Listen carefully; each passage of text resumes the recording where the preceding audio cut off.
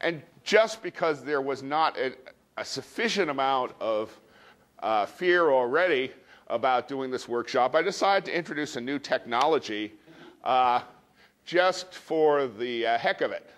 So we're going to do a couple of test slides, and if it doesn't work, then we'll skip over those slides as they appear through the presentation. You can move to the next slides. This is a technology called Poll Everywhere. And if you have a cell phone with a US text plan that is not too expensive, if you could, text to the number 37607 one of these codes indicating where you're coming from.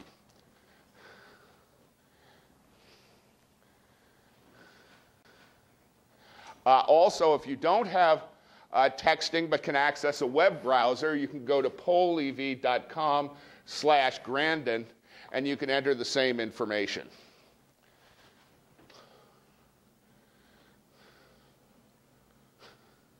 Grandon, your introducer is here. Oh, okay. Well, in that case, I'll introduce myself as people are apparently attempting or not attempting to enter this information. Go ahead.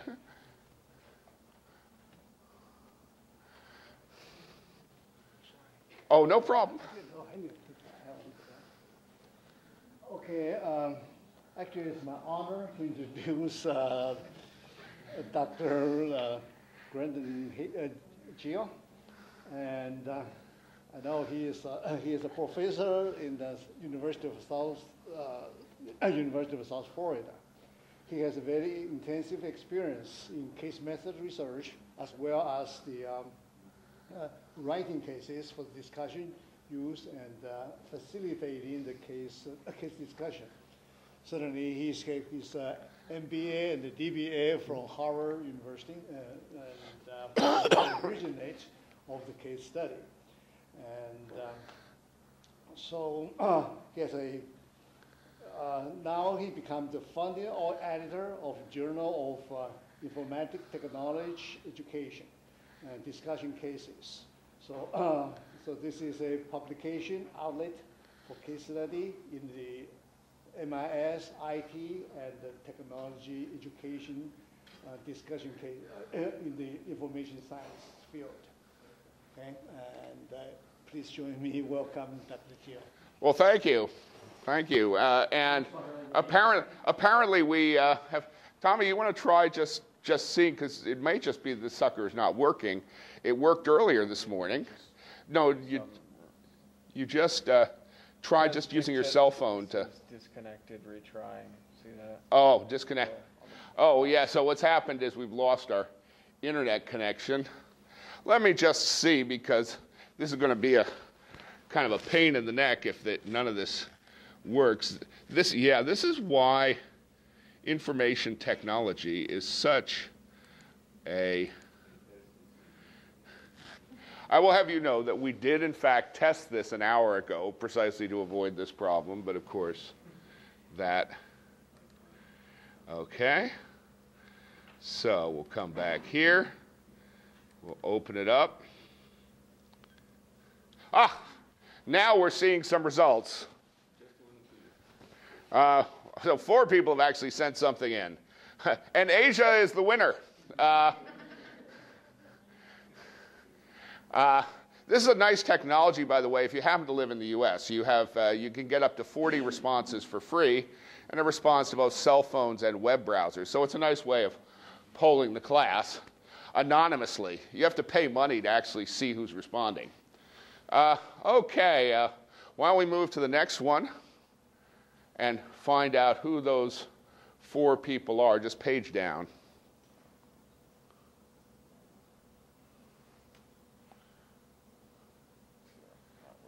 It's not. Oh, that's interesting. Okay, let's see. That's the way I usually do this. Oh, it's still. Okay, it's still updating. We have a tie. Yeah, that's right. And the question is it all members of the Gill family from North America or not? This, by the way, is my son Tommy. Over there is my son Jonathan, and my wife Claire is supposed to help me with all these technical difficulties. Let's try this one, the arrow. Try that.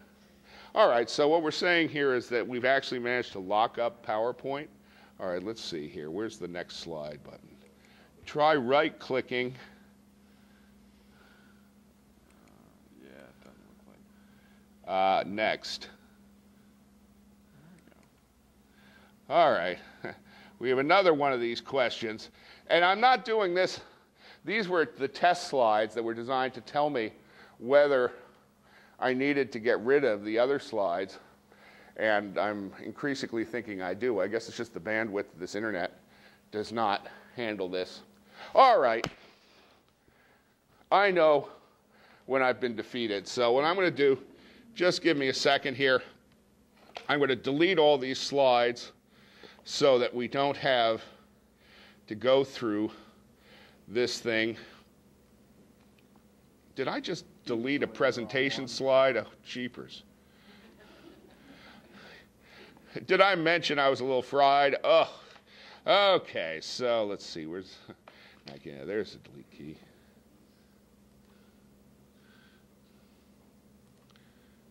This seemed so clever at the time.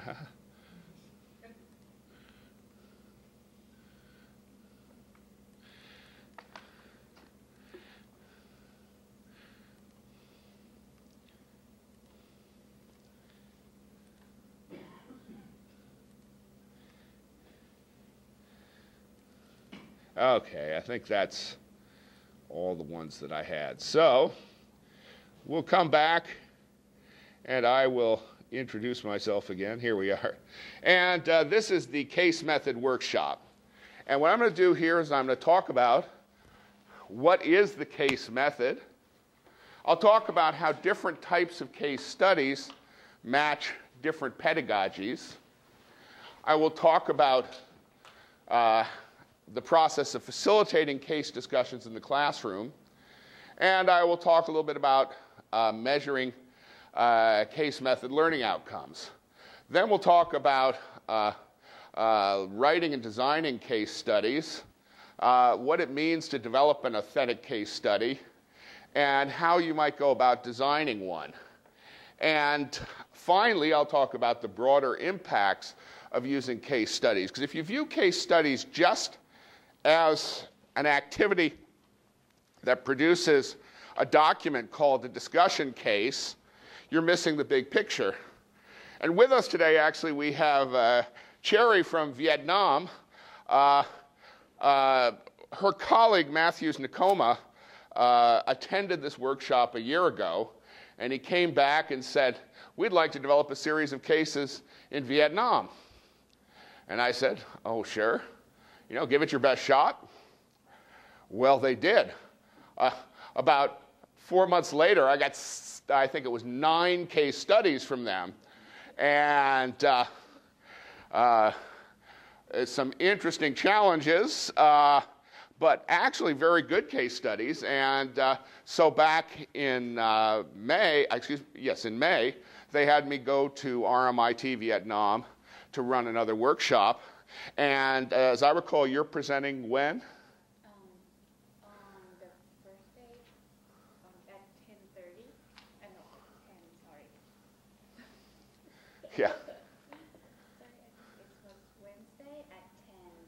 Yeah, it's under the case methodology. Okay, there's a case methodologies track, and she's presenting, and she's talking about some of the broader impacts of this. And I have never been more impressed than I was by this group of people in Vietnam who, with very little supervision, actually went out and developed some cases that were very good. In fact, I used one of them in my class, and you guys got up at 5 o'clock in the morning or something to join a discussion online of the case, and the students absolutely loved it. They absolutely loved it.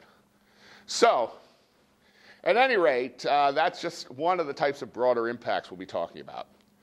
Okay, so page down, that should work now. So let's talk about what cases are in the case method. Because one of the things I've discovered is that when I talk about case studies, they mean very different things to different people. And that can produce some real confusion. When I was doing my doctorate, we went to look at an expert system that was being developed at MIT that was designed to schedule airline gates. And my thesis advisor casually mentioned the fact that we hope to turn it into a case study. And the owner of the company, who was a professor at MIT, just went white as a sheet. The reason is, in his parlance, you only did a case study after a disaster. So what we had said is, we're expecting this firm to turn into a disaster, and that was not the right thing to convey. Now, we explained it to him that that wasn't really what it meant, but there is a lot of confusion. A lot of people think of case studies as being the things that take up a page or half a page in a textbook. And they are case studies, but they're typically not discussion cases. The focus of this presentation is going to be discussion cases, and so I want to make it very clear what that is. So if we can move to the next slide. Why do we care? Well, I graduated with the class of 1982 with my Harvard MBA. That was the perfect time to graduate if you wanted to be filthy rich. Among the students in my class, there are at least 4 billionaires. I know 3 of them personally. They include Jamie Dimon of JP Morgan Chase, Jeff Immelt, Michael Hinsey, who's very big over in London, and so forth. Well, they always have a problem in that case getting someone to compile and present the class statistics, because they want the reunion to be a good time for everybody. So you can't have someone who's too successful presenting these statistics. I was the perfect person to choose because I made less than 1/3 of the class median, and my net worth was less than 1/10 of the class median. So nobody would feel jealous of me. Well, as a result of this, what I got to do is I got to tweak the study to ask some questions that I was interested in. And one of those questions was, what do you think the greatest strength of the HBS MBA program was? Top of the list, the case method, 39%. The next 2 involve networking, 30% in school, 11% after school. So networking combined is even a higher thing. The faculty only got 11%. That was not what they remembered. And they didn't care about locations and facilities and stuff like that. The point is, this is a really big number, and it's been going up every reunion. It was 34% in our 25th reunion and 39% in our 30th reunion. So, that should give you an idea of the reaction people have to the case method. Now, having said that, as we'll discover later, there isn't a lot of hard evidence that you actually learn what you're supposed to do. Virtually all of the evidence is anecdotal. However, you can't argue with success. Or if you're an academic, in fact, you can argue with success, and we often do. But for the most part, we try not to in business. Okay, so the emphasis of this presentation is going to be discussion cases. And the idea of a discussion case is it exposes participants to realistic situations. It encourages higher order learning. It provides a structured forum for sharing participant experiences. I can't believe I'm reading slides. How embarrassing is that? And the characteristics of these things are, first off, a typical discussion case is open, meaning that there is rarely one right answer to the case. There are a lot of different contexts And a case study never gives you enough information to fully understand the context. So there is not a single right answer. Having said that, there are lots and lots of wrong answers. So what our goal is to get people to start thinking in terms of how do you differentiate the right answers from the wrong answers. Now, when you discuss a case, it encourages higher order learning. It encourages the ability to express yourself. It encourages the ability to think on your feet. It encourages the ability to work with concepts. And it provides and so forth. Now, authentic cases means that we always develop cases based as closely as possible as on real-world situations. And there's a reason for this. When you make up a case study, it can be very, very hard to figure out if it's realistic or not. And there are probably some fiction writers who are very good at that type of thing, but we prefer not to write fiction, at least intentionally. Sometimes the people we interview for these things would prefer we wrote fiction that they feed us. But nonetheless, if you want to basically capture a complex situation, you need to come as close as possible to what was happening in the real world. Because the one thing you know about that situation is it did happen. They tend to be very detailed, and they have a typical length of 10 to 15 pages, single-spaced text, and then we often have exhibits which contain tables and illustrations of relevant information. And irrelevant information, because one of the most important things that you deal with in real-world situations is sorting out the information that is relevant from the information that is not relevant.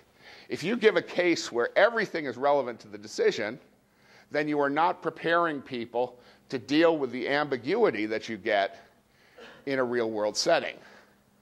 Now, the most important thing here is the focus of these cases is on a decision that needs to be made.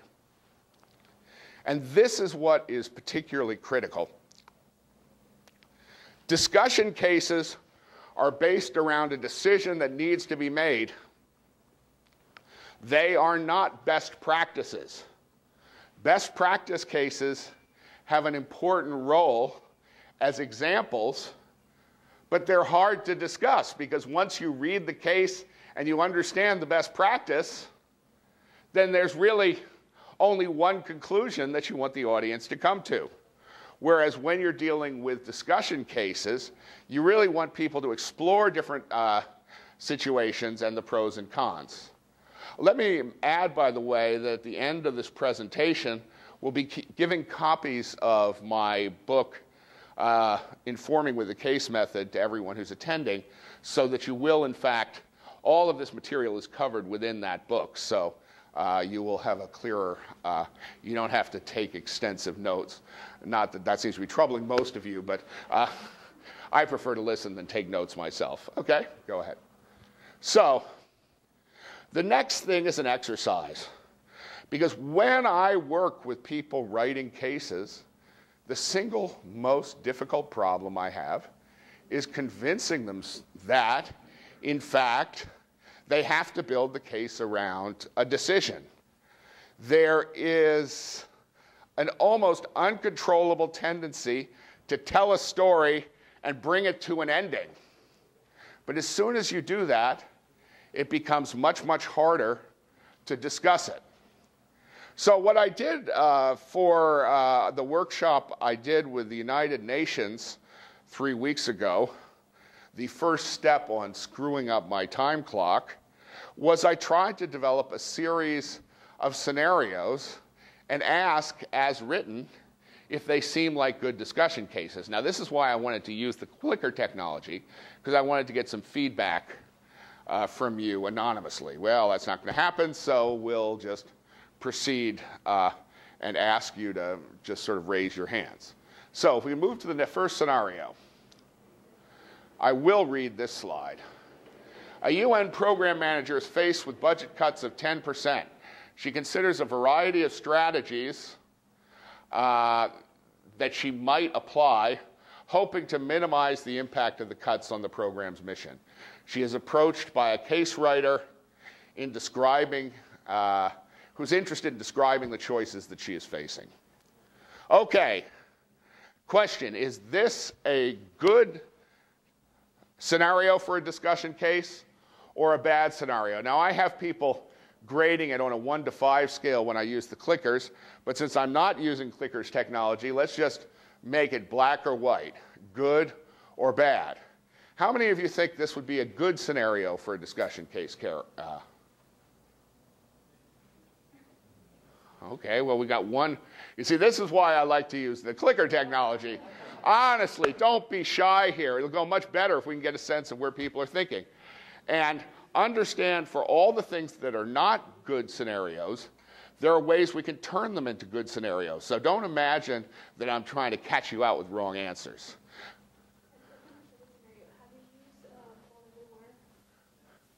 I have used poll everywhere, and that was what ceased to function. And the reason is that the Wi-Fi connection simply could not maintain the context, because that was the thing that was blocking us.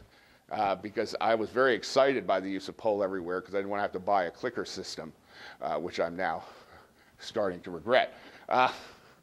So let's try this again. You know, put your hands over your eyes or something. Don't be shy. These are faculty members. As we all know, faculty members, every faculty member knows less than we do. You know, that's a, they've just been luckier. So how many of you think this was a good case study topic? Okay, so you want to do a count for me, Jonathan? Well, that's a question. Yes. There's a lot of missing information here to start off with. The main one I would look at was how much decision-making power and in what areas does this person making those decisions have? That's critical information. In other words, I would want to know why those budget cuts are there, whether this person has any influence over finding out why there would be a need to have a budget cut. So there's a whole decision-making process that's not, how much decision-making power does this person have? That's what's missing. A program manager is the person who manages a program, and the program has had a budget cut of 10%. So I would assume that person has budgetary. Yeah, but I mean, but somebody, does that program manager have any say in why that budget was cut, where it has to be cut? Policy making stuff. Usually program managers do, and they're responsible for staffing, and then as part of the management, they do actually interact with the senior management, and they have to reform a policy that interacts with senior management for them to make their decisions. So they would have that power. Well, they would have the power to complain about it, but let's assume they've already finished complaining about it. I had not actually intended to discuss this case, because this one is a made-up case, but all right, how many of you think, assuming this person has the power to make decisions, how many of you think this is a good case discussion case topic, okay? How many of you think it's a bad discussion case topic? Okay, we have like 5, you know, so actually that's pretty close to what I got from the UN. Now, what my argument is that this particularly involves a decision. And because it involves a decision, if we provide context, we can outline the choices or set up a range of choices, and this would be a good basis for discussion. Now, if you're not interested in this type of thing, it would not necessarily be an interesting discussion case, but it does involve a decision, and that is the hallmark of a discussion case, and a decision that does not have a right or wrong answer. The way I read it, the reason I think it's not, as it's stated, a good case, is because it looks like you're stating that there are a small, finite number of well-defined choices, and you can't look for interpolations. There doesn't have to be. There's nothing that states that. I think it truncates the discussion too soon. Well, no, I would probably, if I were doing this, I would say there was a 10% budget cut, and then I would probably, in the case study, I would outline all the areas where the budget is going, and then... That's not what you said. That's why I thought... That's why I asked the question about the decision-making authority, because if I were in a situation like that, I'd have a tendency to raise hell. You know what that's about. But no, Jeremy, I think mine is that you're not asking about allocations of the cut. You're saying, here's choice A, choice B, choice C. Well, and the answer to that is, by the way, where do you suppose the choices come from when you write a discussion case? They come from the person you're interviewing for the discussion case. Wrong the same as you are. But that doesn't matter because we're looking at the decision from their perspective. And in the discussion, you can say, why didn't they consider this other alternative? There is nothing to prevent you from thinking outside the box. But we are profiling a decision from a context where the individual sees it. And therefore, this is an example of something that I believe that it would be a reasonable case. This will be a very interesting, we may end up doing the whole discussion on these things. All right. Next one, ordnance disposal. A UN observer in a former war zone has observed an innovative approach to storing unexploded ordnance gathered from local forests and fields while it awaits proper disposal. The approach involves building simple structures out of an inexpensive, locally available materials. He proposes that a case study be written to document the steps necessary to construct these structures to be used in training by others. Okay, how many of you think this is a good discussion case topic? Topic or problems? Well, scenario. I don't want you in my class, and I certainly don't want Jeremy in my class. But, so is this, how many of you think it's a good discussion case scenario? Okay, we see a lot of heads shaking. How many of you think it's a bad discussion case scenario as written? Yeah, I agree with the majority on this one. This was actually inspired by something that I saw, not at the UN, but at the Naval Postgraduate School when they were doing a series of experiments. Now, is there any way that we could turn this into a good discussion case topic? Ask for alternatives in the disposal, or ask for decisions on prevention of risk with this strategy. Either way. Okay. So maybe there's a better way out there. And we want to leave that decision open. What's another possible way that this might be written as a discussion case? That's a good one. Well, suppose one of the primary one of the primary materials that they use is horsehair, which was in fact the case in the one that I observed. Because basically you mix horsehair in with the concrete, it makes it much more flexible, and so it doesn't explode and burst and throw shrapnel out.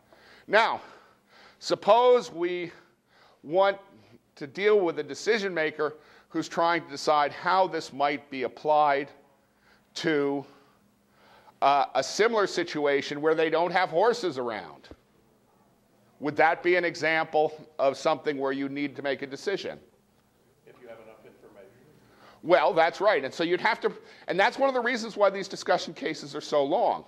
You know, you have to come up with the information necessary for people to make these decisions in a reasonable way. Okay, that's good. Let's move on to the next one. Cotton gin. World Bank consultant has been working with an African cotton cooperative considering the construction of its own cotton ginning facility. A variety of different technologies are available, fundamentally different in their construction costs, operating requirements, and labor usage. A case writer has suggested presenting these alternatives as a case study. Good discussion case or bad discussion case? How many think good? Okay. How many think bad? Okay. Well, I'll go with the majority on this one. I actually pulled this out of a UN report. Now, good discussion case doesn't mean a discussion case that's of interest to everybody. you know, if you're not interested in cotton gins, then you might not be that interested. But one of the things that I found in the report that was fascinating is the fact that the technologies that were most cost effective in the US were a bad fit with Kenya, because Kenya has a large unemployed labor force. So what you'd really like to do is get a cotton gin that employs as many people as possible, and does not require a high level of education, and doesn't break down very often. So in this particular case, presented with the options, if you look at efficiency, you'd say, oh, well, they ought to do the US one. You know, the US one probably would not survive a month in an environment where electricity was constantly spiking and being turned off. You know, they're very high tech. And so you need something that fits the environment. And so that's the type of thing that you could do. And so this seems to be a reasonable scenario. Okay, let's move on to the next one. Public health initiative. A public health initiative conducted by the World Health Organization in an isolated region of an interior South American country has proven to be far less successful than anticipated. At the heart of the problem, a set of local beliefs that were in conflict with the practices being advocated. The project leader has proposed that a case be written to describe the experience and underscore the importance of identifying local culture before proceeding. I think I cut off the last few words. Good case study or bad case study? Good, hands. Bad, hands. Yep, okay. Now this was based on something I saw at the Diffusion of Innovations book by Everett Rogers, where they were trying to convince people to boil water in a Peruvian village. And it turns out that they had an attitude in that particular village that anything hot meant sickly and anything cold meant healthy. So the only people that they were able to get to boil water were people who were already sick or people who were not from that village and had moved there. Everybody else refused. Now, could you make this a good case study? Well, how might we do this? Well, one possibility is to look at alternative approaches to purifying water. Okay. Another would be to look at how you might want to try to change the education system in the community or something like that.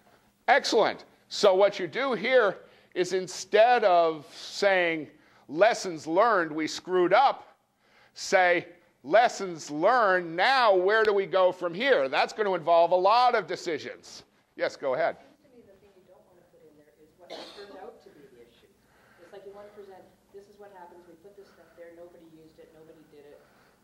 Now the people in your audience are supposed to think of why that could be. Now that would be another way of turning a discussion, complete case study into a discussion case. If you move the clock back and stop at the point where nobody knows what's happening.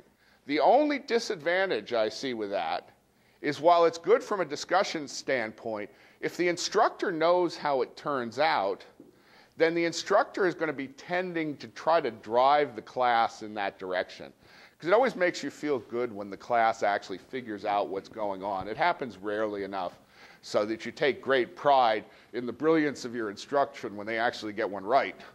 And in this case, there would, in a sense, be a right answer as to why this was the problem, because that had been found. But moving something backward in time is an excellent way of taking a discussion, research, a complete case and turning it into a discussion case. Similarly, if you write a discussion case, it's relatively easy to go back later and then write a research case, because now you know what's happened, and the discussion case provides a lot of useful background that makes the research case richer. We'll talk about this a little bit more, but if we think about how research cases are structured, research cases typically begin with a literature review.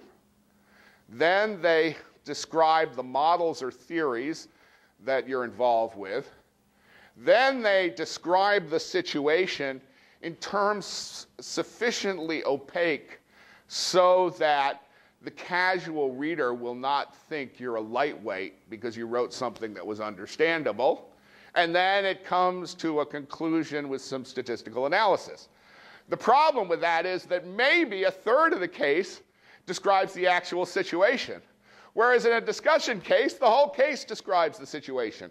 So you can get a lot more richness. And as long as you know the discussion case is authentic, you can use that as a source document for research, which, by the way, is the basis of a lot of the success of Harvard Business School, because they do this all the time. Yes? Let me go back to her scenario, because I think it's a very interesting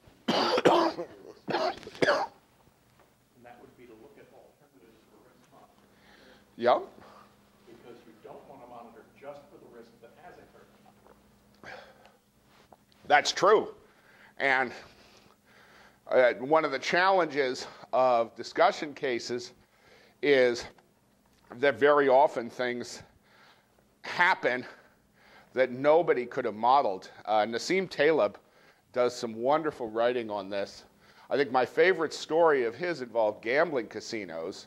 And the first risk of a gambling casino is the odds will go against you and you'll lose money because too many people are winning. Never happens. The statistical likelihood of that is so small they ignore it. The next risk is theft. So they put in a lot of security equipment. It's hard to quantify that risk, so you have to figure out how much you're going to invest. But the question is, how many of them thought that a tiger would eat one of their star performers on stage? That was a risk that they did not quantify. And that almost put them out of business. And so that's one of the challenges of dealing with these types of risks, is there are always these black swans that can come out. Okay, let's move on to the next. Microfinance program. A microfinance program initiated in Bangladesh introduced an innovative checklist for identifying high potential, low-cost loans.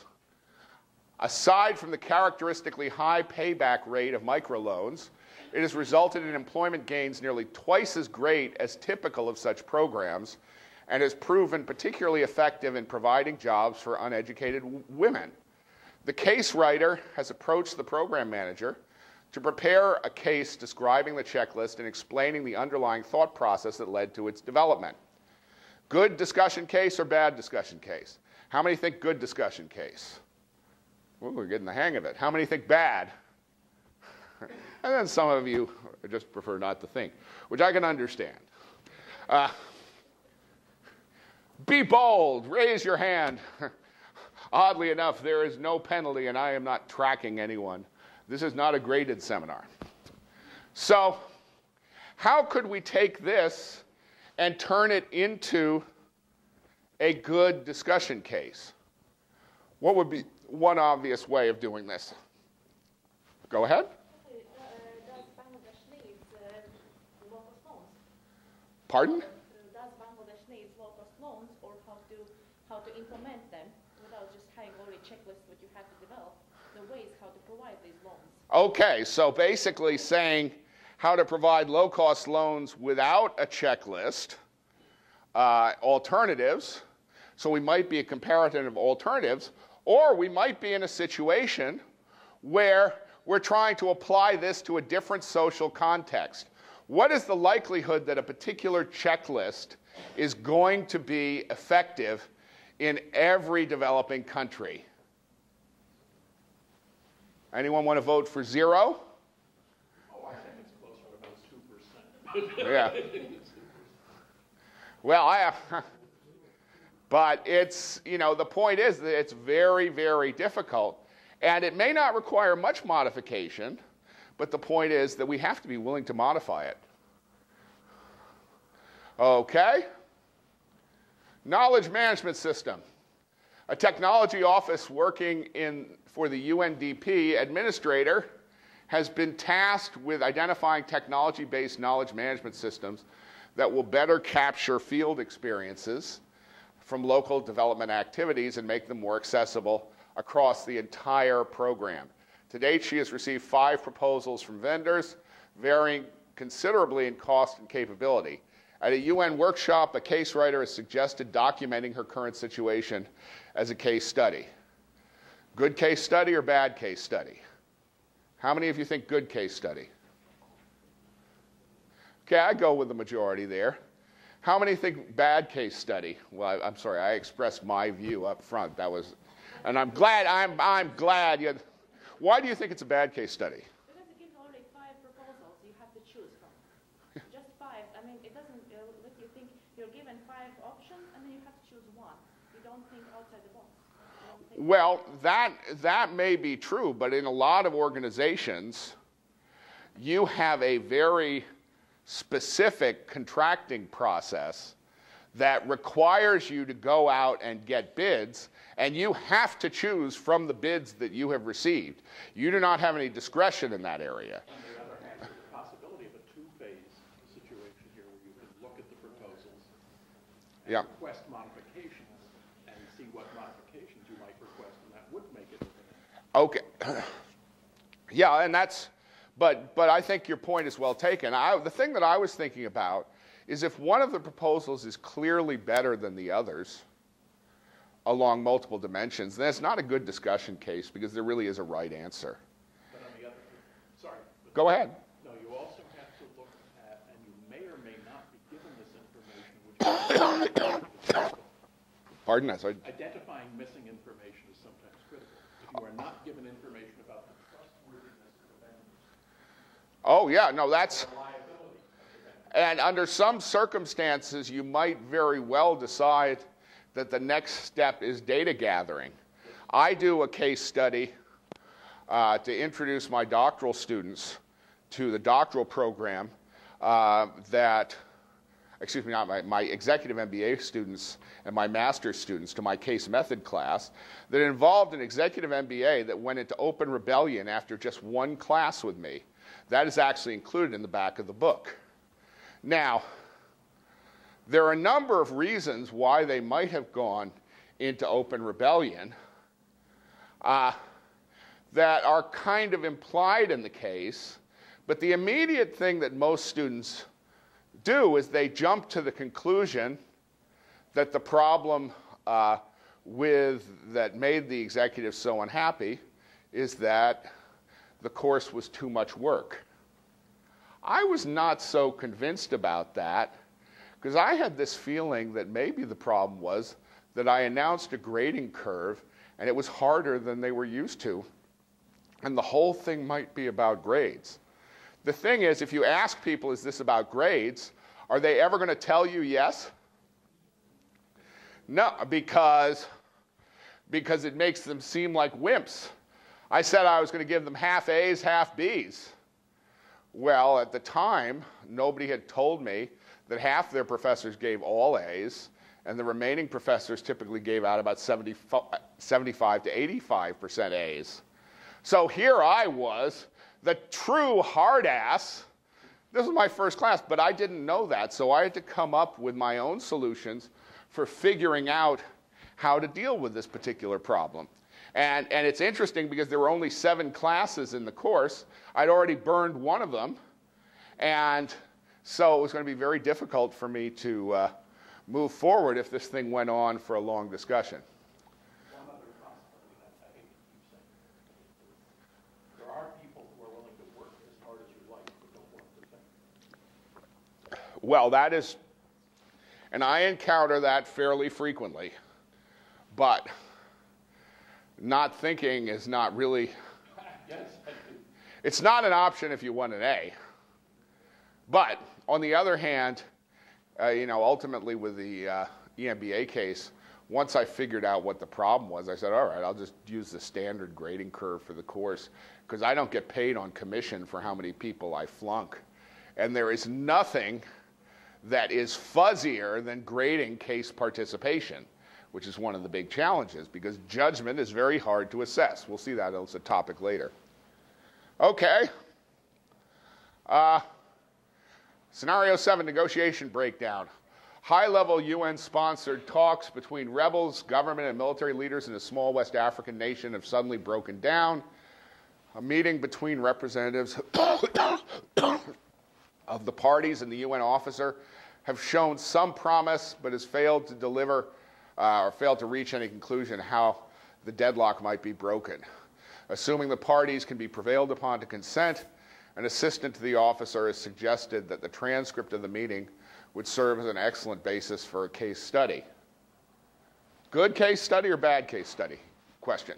I see. I was just going to say there's no decision required, so I can't see how you could, no one needs to make a decision from the transcript. Well, but if you take a look, there's the statement, the meeting between the UN officer has shown some promise but has failed to reach any conclusion as to how the deadlock might be broken. The parties are consenting in the next sentence, and they're going to make a transcript of how they led to the consent. No, the prevail upon to consent to allow you to write the case study, because many people do not like their complaining to each other and calling people names included in a case study. And if you want a case study, you really need to get approval of all the parties involved. So you can't just say, oh, I'll write this, and they won't bother them. You'll never get another case study once the word gets out that you don't maintain confidentiality. I'm not certain you could do this in 10 to 20 pages of single-space text and 20 pages of exhibits. I think it calls more like 10,000 or 1,000 pages closely spaced text and 5,000 pages of exhibits. Well, that, and that might be true, in which case it would not be necessarily that good for a 1.5-hour discussion. But one of the most famous case studies written was Graham Allison's The Essence of Decision Making, which looked at the Cuban Missile Crisis. And a lot of these case studies are much, much longer. But I think there are likely to be knowledge management, knowledge extraction issues, culture, all sorts of things here that may be very. Yeah, you're. The reason I would object to it as a case is I'm not sure it can be formulated. Yeah, and that's a very reasonable question. It might require too much work, but what I would argue is that if it's the alternative of summarizing versus not looking at this situation from a decision-making context, if you're training people who are going to act as negotiating facilitators, there's definitely a trade-off there, because no case study ever captures the full richness of a situation, which is one of the reasons why there are generally so many possible solutions, because if there's an area in the case where an assumption is not explicitly stated, you can make that assumption, and sometimes a little assumption change can produce a huge difference in the outcome. Again, it's really deep cultural issues. I've said it enough. Yeah, no, it's hard. I agree. But then the solution is, do you give up, throw up your hands? Well, there's a case out there, very famous one in Vietnam about I don't know when it was, when they were arguing about the shape of the table for some of the negotiations. For the peace negotiations. Now I can see something like this. Like you start off by saying, okay, what would it take for you people to even discuss this solution? But you sometimes have to backtrack kind of in a meta fashion. And I can see this being a very good case study insofar as determining what would be the condition of talking to begin with, let alone anything being decided. Okay. That would be paralleling that Vietnam. 5 minutes? Oh, 10. Okay. Good. We should be able to get through the scenarios then. All right. Oh, sure. Sorry. As an extension, could you do a case study on hostage negotiations? If you're not facing a time deadline, perhaps. Absolutely. In fact, what I would recommend, if I were trying to train hostage negotiators, I would try to create a whole series of cases on hostage negotiation, many of which require different approaches. Because the last thing you want to do is a hostage negotiator who always does the same thing. Because if that happens, then they become highly predictable, and hostage takers can take advantage of that because they know what you're going to do. So I would think that this would be an excellent context for hostage negotiation. Yes. Okay, next. Employment opportunities. Within an unnamed UN agency, it has been determined that employees from developing nations are being promoted at a rate far lower than their counterparts from the EU and North America. A senior manager from the agency has been tasked with developing policies to remedy the situation. She wonders if this might make a good case study. Good case study or bad case study? Good case study? Bad case study? Well, actually, this one split the UN. I forced them to answer, which I'm not going to do for you guys. But yeah, and the reason they didn't think it was a good case study is because they felt it was too realistic and it would make people very unhappy if they discussed it. My feeling was that every organization has a problem with minorities either being under or overrepresented, and it always causes great concern. So this is almost a universal problem, trying to how to deal with it. My own sense is this would probably be a pretty reasonable case study, and if it were handled with great sensitivity. Okay, move on to the next one. Justification matrix, a UN-wide change to budgeting procedures is all cutbacks. The new procedure includes a 9-point justification matrix that must be applied to all projected expenditures above a certain threshold, and this varies by category of budget type. The matrix is quite complicated, so it is anticipated that considerable training in its application will be required. It has been proposed that a case study on using the matrix will be developed in order to make its interpretation and application more concrete. So, good case study or bad case study? Good case study? Bad case study? Yeah, I agree with you guys on this. If you're going to tell people to use a justification matrix, then just tell them to use the matrix. Don't discuss it because they might decide they disagreed with it. And if you know what you want people to come out of a case discussion with, then maybe you shouldn't be doing a discussion. Because discussions sometimes come to unexpected ends. Oh. One exception I can see with this, it's like laws. You have a set of laws. You obey the law. Oh, really? And so what you do, you work it. You have somebody presents me with a matrix like that. You know me, I have a tendency to work the matrix and work it the best way I can work it. And that would be a good case study insofar as how to work the damn thing. And then you're defeating authority. Okay, and that would be an excellent case in the ethics area of the case study. How to undermine authority. Or alternatively, how to come up with situations where it's clear how to evaluate by the justification matrix and it's clear it's wrong. Yeah.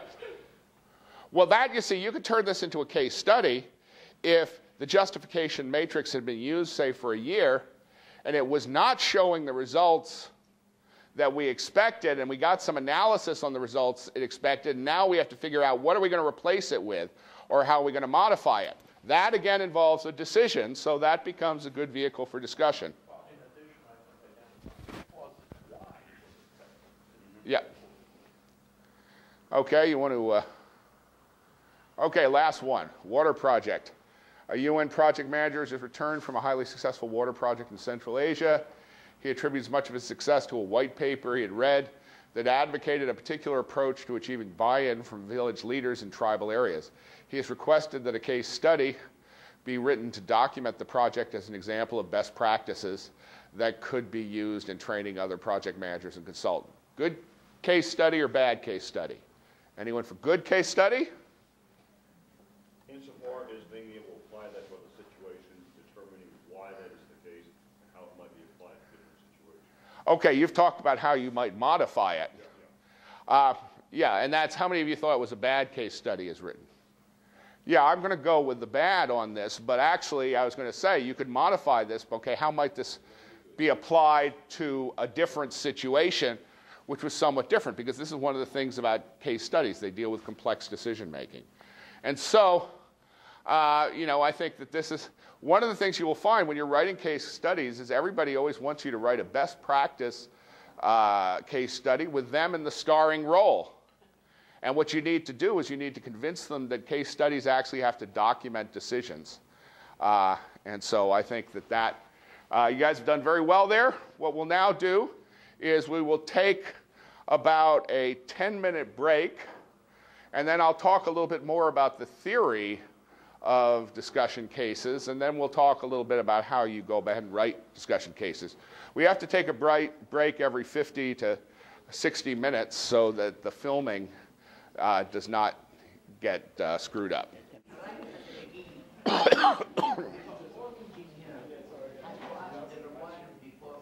Okay, yeah, that's fine.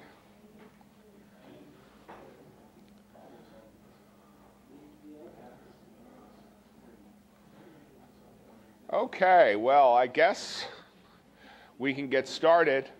I will probably do this section sitting down, and then if I make it to the third section, I may have to do that lying down on the floor. But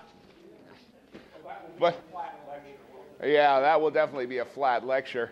Yeah, and I'll have to read the slides backward and upside down. Oh, yeah. Oh, yeah, turn my back to the audience so as I don't have to see their dismay at the fact that I'm lying down giving my presentation. Yeah. I do apologize. I like to give everything my best shot, and I've really looked forward to this thing. Professor, this can be a case study also. Yeah, that's right. A case study. At each point, it's a decision. You know, what percentage risk of collapse, justifies canceling. A resource allocation problem, yes. Yeah, we knew the cyberneticists here would have all sorts of interesting ways of dealing with this. All right, so let's move on, and we'll talk about some of the types of cases, and then how I encourage you to think about distinguishing them. Teaching cases are a special category of case studies. And we've already been talking about discussion cases, and that's going to be the principal focus of this presentation. And when you have a long case, it provides sort of the full context of the decision. And when you have a shorter case, you're relying on the audience to supply their own context. For example, in another week and a half, I can't believe it's so soon, I'm going to be running a case workshop, a 4-day workshop at the University of South Florida.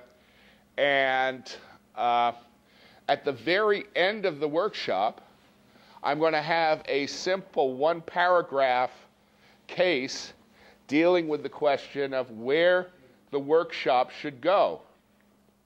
Now, the reason I can get away with a paragraph or maybe a page there is because everyone will have been through the workshop, they will have had exposure to the context, and so as a consequence, I do not need to go through all the background needed to establish a full case.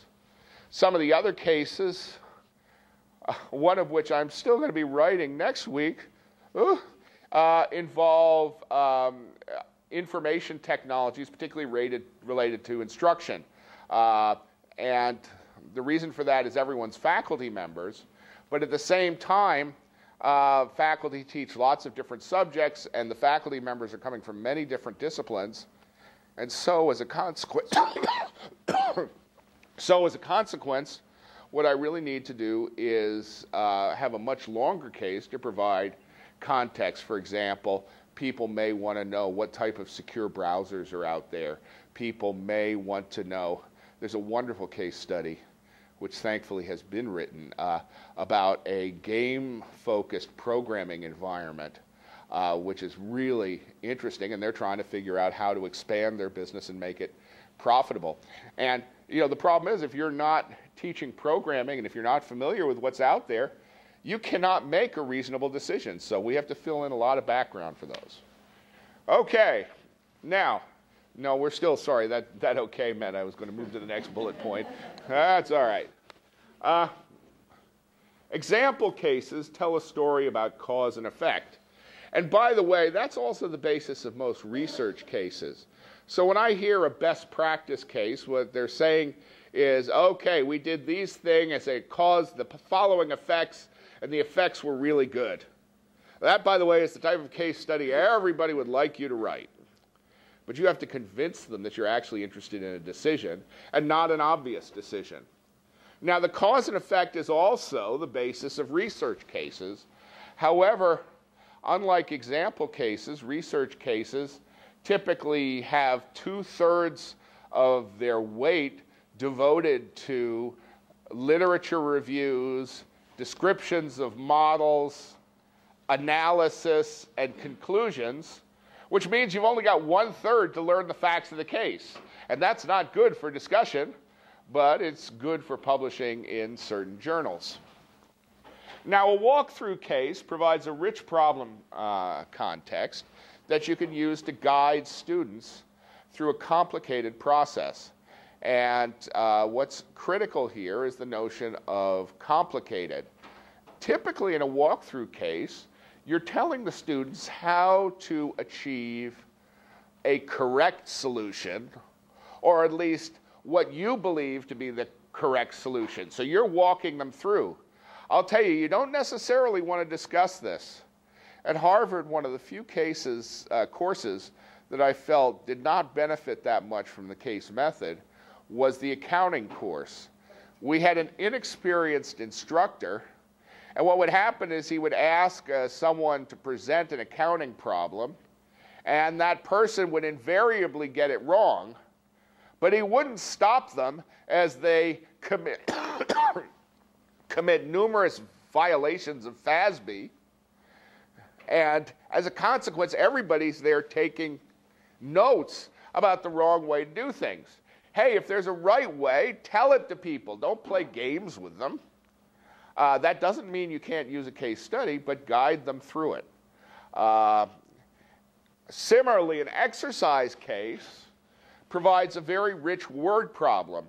So normally what I would do if I were teaching a complicated subject is I would first provide a walkthrough case to show them how I think it should be done, and then provide them some exercise cases where they could practice that. Now, what this has to deal with is the various dimensions of task complexity. And task complexity has been a subject that I have been studying forever. Carol Saunders was my first department chair, and she heard me talk about task complexity, from the time I wrote. My doctoral dissertation included a lot about task complexity, as well as being possibly the worst doctoral dissertation ever written. I never did anything with it because about halfway through, I discovered that I was solving a problem that nobody was interested in solving because they were all doing a perfectly good job on their own. Now, at the time, I did not realize that that has been a key source of success in the MIS field. For example, we have over 400 papers that ask the question, does a system being useful increase our motivation to use the system? And does our intention to use the system increase the likelihood that we will actually use a system? Well, I don't want to sound like I'm, at a higher intellectual plane than everybody, but I cannot imagine a single universe where that would not be the case.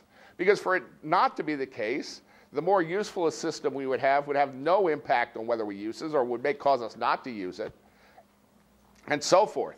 Ironically, I can identify examples where it doesn't work, but it turns out that writing stuff that has no use in practice does not necessarily harm your MIS career. But that is a subject you don't want to get me started on. So, now, how do we decide?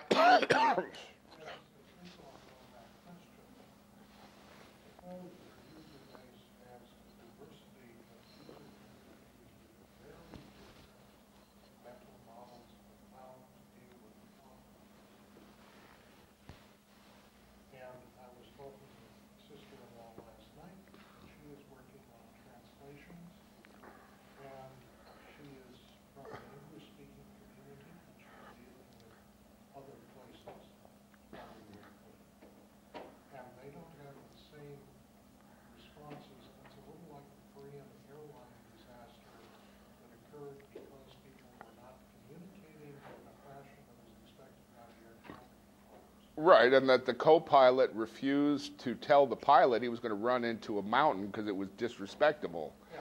You know, and that's, you know, that is, those are very good points. And what I would say here is that I've sort of lost track of what I was going towards. But at any rate, those are situations where there is a right answer. If the pilot tells you you're going to run into a mountain, you better change direction. It's not always quite that clear if you're dealing with cultural situations. Yeah, well, that's true, but if a culture constantly makes fatal decisions, that culture will not exist very long because the fitness landscape will gradually cull. And I'm not saying, and I'm not disparaging the culture. What I'm saying, there are certain situations where culture works against you. I'll try another example, though. What do you do with Aboriginal tribes that expect libraries to be places for friendly conversation and where they don't have any experience with desktops, interacting with a computer system? Well, then you don't get too pissed off if they make noise. I can't answer that. Interestingly, my most recent paper was a specific paper on dealing with complexity and culture, because the points you raise are very good. And we'll get a little bit to why this is the case shortly. So why don't we go on a few more slides, and then we'll deal with this, because I think what you're raising is very good points. Go ahead. You don't even have to go outside of the culture, meaning different cultures from when building a system, a computer system, the president of the company looks at the computer system in one way and uses it in a way that, and he's the one paying for it, completely different than the people who are using it, and the boss uses it differently than the operators. And so the guys who are using it constantly all day long, who are interacting with the customers, believe that the system needs to work and needs to perform these functions, and they are the ones who are using it constantly. And their supervisor believes that it needs to operate these other functions, and I got to write the computer program. Yep. When I go to an interview, they use this level of users, this level of users, and this level of users. And the president of the company saw the program, he said, it doesn't work, I don't want to pay for it. But the middle supervisor and the users thought it was fabulous. So what do you do there? Well, that makes for a very good discussion case setting. What do you do after you've invested all this money? You've got satisfied users, and you're getting resistance from the top. I'd love that. I think that'd be a great case study. You know, if you write it, send it on to me. We'll publish in the Journal of IS Education discussion cases, because that is a very good type of discussion case. And understand that almost any context can be turned into a discussion case, either by applying it to a separate situation where the context is different, or by changing the point in time where you look at it to a point where there actually were decisions, or moving the clock forward and think about what decisions need to be made now. So let's move on. Okay. Now, I have spent a lot of time looking at task complexity, and part of the reason that it's a subject, no two people, when they talk about task complexity, are talking about the same thing. So you really got to nail them down. I would argue, however, that there are three fundamental dimensions or domains of task complexity. The first is unfamiliarity. When we think a task is difficult, we call it complex. Now, what happens when we practice a task to the difficulty level? As we practice a task, does it seem more or less difficult? It seems less difficult. So in that dimension, the more routine the task becomes, the easier it seems. And there are a whole bunch of cognitive reasons why that is the case. But this is a perception. This operates entirely in the non-symbolic world. And by the way, I'm going to be reviewing the complexity framework again in my plenary session. I think it's on Friday afternoon or something like that. So if you're interested in learning more about this, you can attend that session. I think I also gave a paper to Najib, so that may be available as well. Okay, now another dimension is the complicated dimension. And the complicated dimension basically involves the way we describe the task in symbols and logic. So essentially, it's the rules of the task. It's the concepts of the task. Now, the thing about the complicated dimension is whenever you want to communicate with other individuals, for the most part, you are constrained to move the task into the complicated level, because while you can communicate some things with body language, the effect of that communication is somewhat limited. So if you really want to express sophisticated ideas, you have to move the task into symbols. Now, in this particular dimension, what happens is the larger the description, the complete description of the task, the more complicated it is. And for those people who've studied computer science, this is an example of what's called Kolmogorov complexity. Yes? The two aspects of complexity here is somewhat paradoxical. Actually, three, but... Yeah, but certainly I'm starting to think of it, certainly in symbolic logic in any model like this.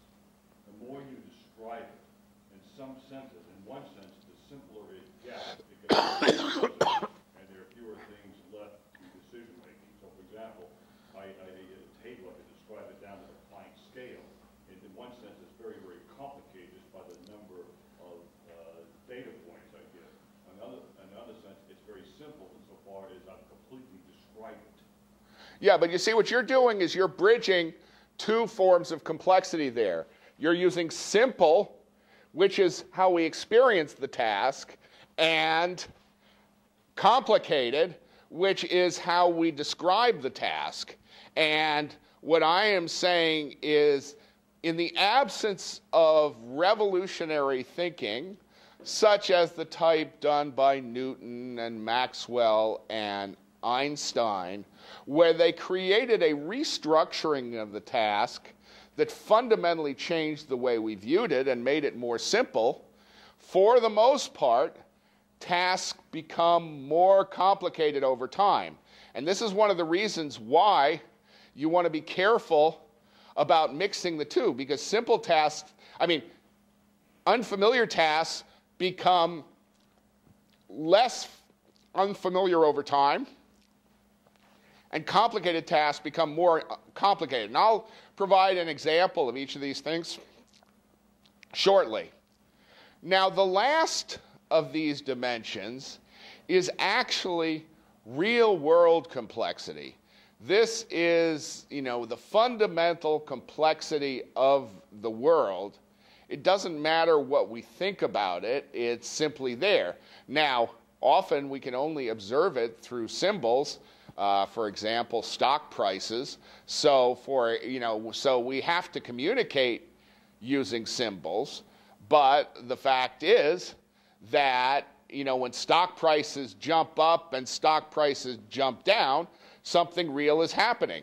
When an earthquake occurs, something real is happening. It doesn't depend on our representation of the task, and it doesn't depend on our familiarity of the task. Hey, the ground shakes. Now, why is this significant? We need to talk a little bit more about this. So basically, if you want to think about these dimensions in simple terms, unfamiliarity, what do we need to know to perform the task? Complicated, how do we plan to achieve the task? Ultimately, complicated always applies to a strategy. That's one of the reasons why the most advanced thinking in the area of complicated tasks is in the world of programming. Because in the world of programming, you actually have a complete description of the task. It may not work in every case, but nonetheless, you can take measures such as the number of lines of code, the number of branches, and so forth, so that you can actually get some measures. And then the last one is where do we want to go, which is how do we choose a goal.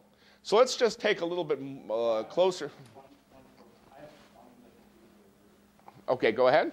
What do you see as the role of structural knowledge about the nature of the problem? And as a concrete example, when I walked into the Williamsburg, Virginia Public Library, I knew that the structure of the library had fiction books on the left, nonfiction books upstairs, the history was at one end, and the natural philosophy was at the other, and the sciences were in the middle.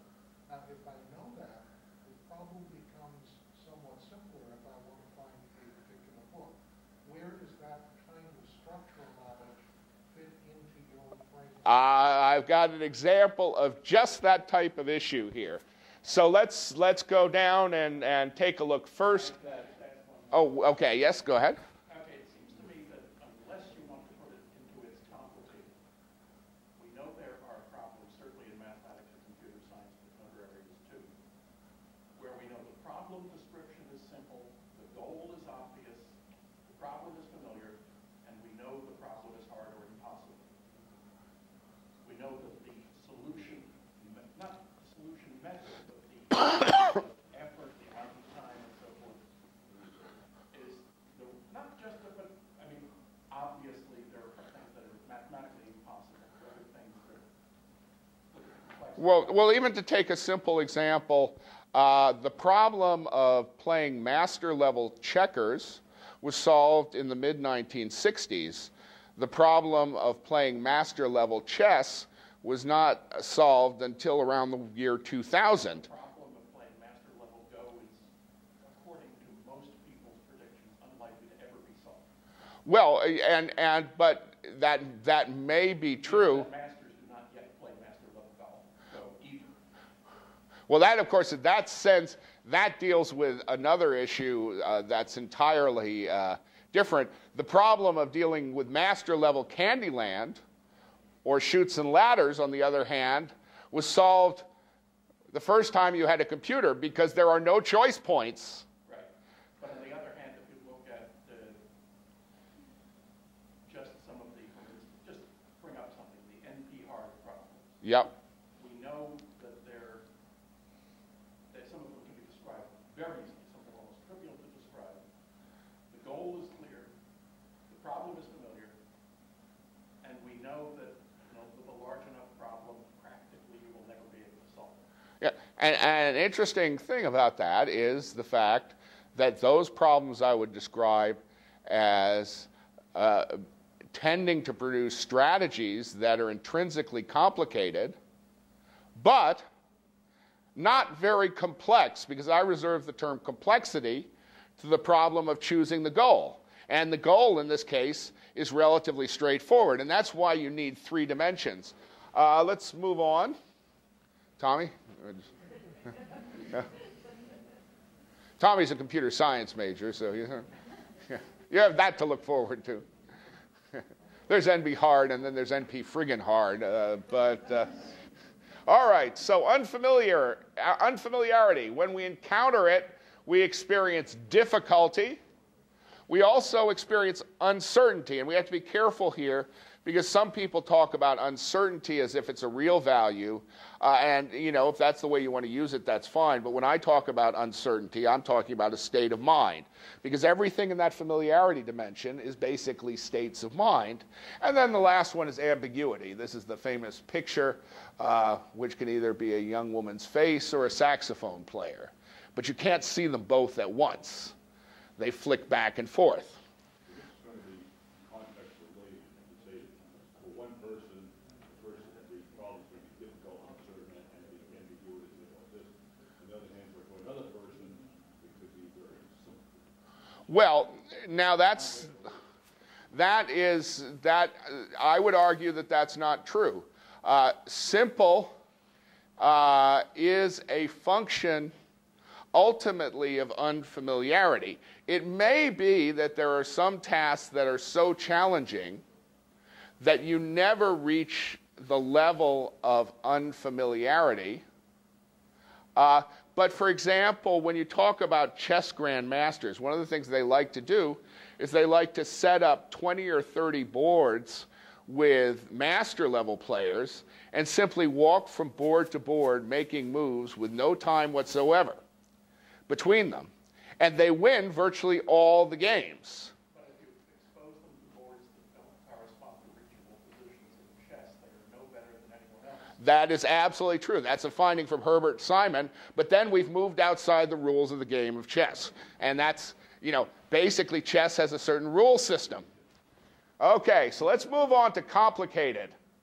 Because here is an example that gives you an idea of, suppose you wanted to write a book of directions from point A to point B in Manhattan versus in Boston.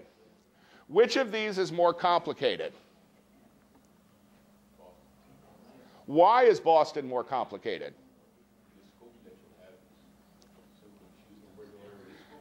How many dimensions do you need to display? How many pieces of information do you need to supply a piece of directions in Manhattan?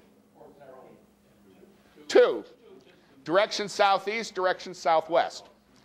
So as a consequence, that compresses down to a very non-complicated problem, so non-complicated problem that if you ask a New Yorker for a particular street number, they'll look at you as if you're an idiot because you ought to be able to figure it out.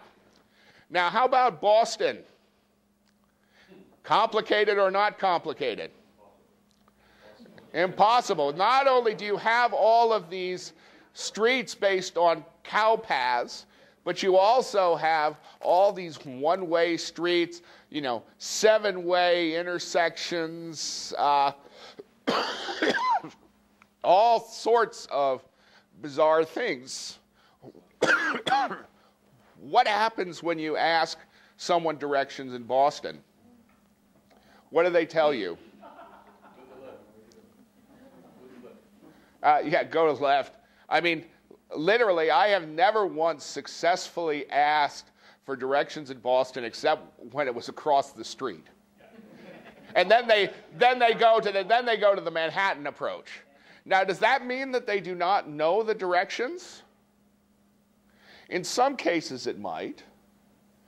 But if they did know, if they did have a mental model of the entire street map, what's the problem with giving directions in Boston? It's going to give you a very long set of rules. London cab drivers take 2 years to learn the streets of London before they can get their license, and they're quizzed on every back alleyway.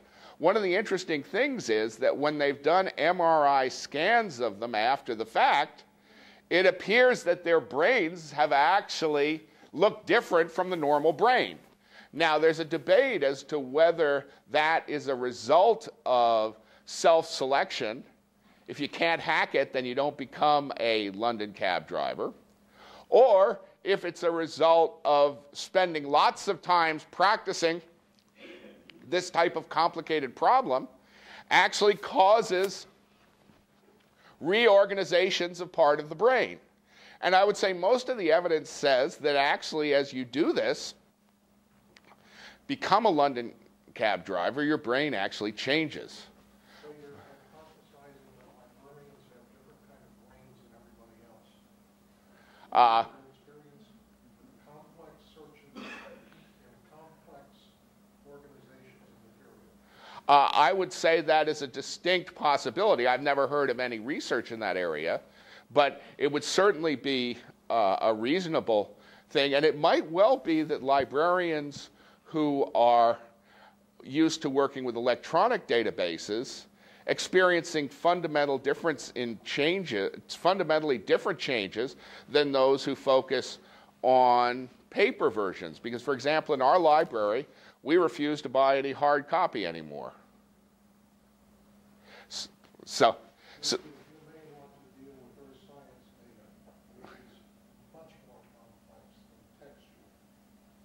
yeah, and actually, I think the earth scientists and the archaeologists are among the folks who have the strongest objection to this, and they want their paper versions of it because it is so, the photos are so rich. However, also remember that the degree to which we can capture digital content is expanding to the point where I'm someone who've watched the PC go from 320 by 200 graphics to graphics that are so highly detailed that I can put my face right up against the screen and I can't see the pixels. So There's a long discussion that goes with this. I won't raise my side of it. yeah, well, when I find with most librarians when I have this discussion, at some point they always mention they like the smell of books. I honestly, I don't know if you had this conversation with your librarians, but yeah. Actually, books are languages survive longer than the digital options require constant iteration about every 2 years. We just published an article in Informing Science about that because that is such a big problem. So, okay, so now let's move on to complicated systems. Tend to produce large descriptions. So on the left, we have the Dodd-Frank bill, the last page, page 2319. This is the bill governing our financial situation, but this bill does not contain any regulations. It contains a framework for developing regulations.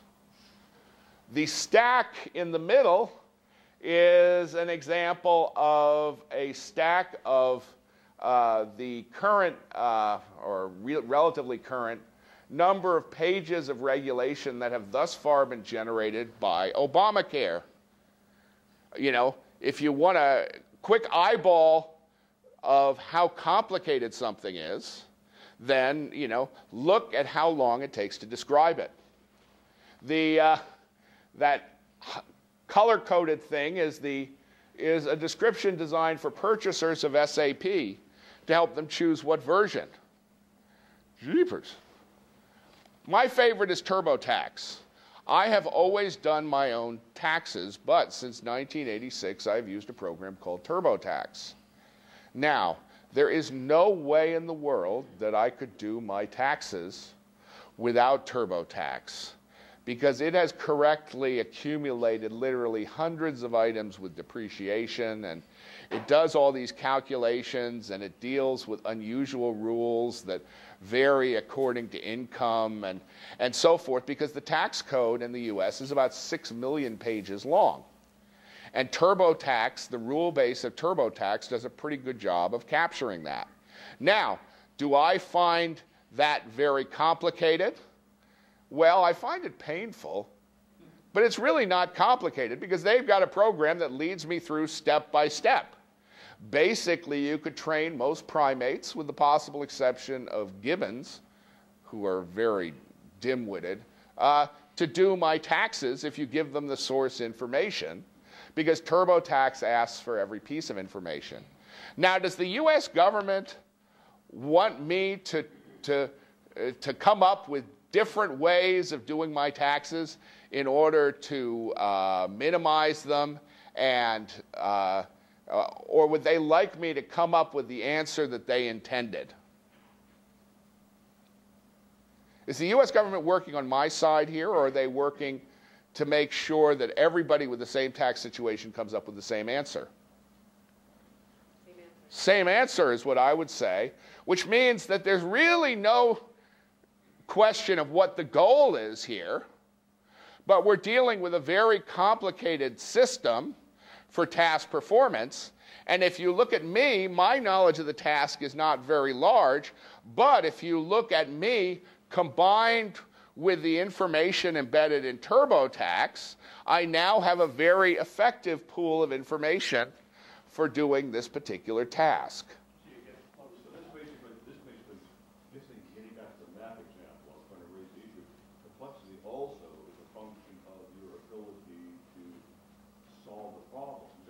math, for example. Like Boston, we all know Boston's not a horrendous place to find your way around it. New York is simple, it's a good thing. But if, let's say, I had hypothetically had an algorithm like GPS or something like this, where I could have almost, this is somewhat absurd, but you have a magic carpet that can jump you from one location to the next, hopping over all the streets. So there is an algorithm, it's a way of solving a problem. I have a method that reduces both problems essentially to the same level of complexity.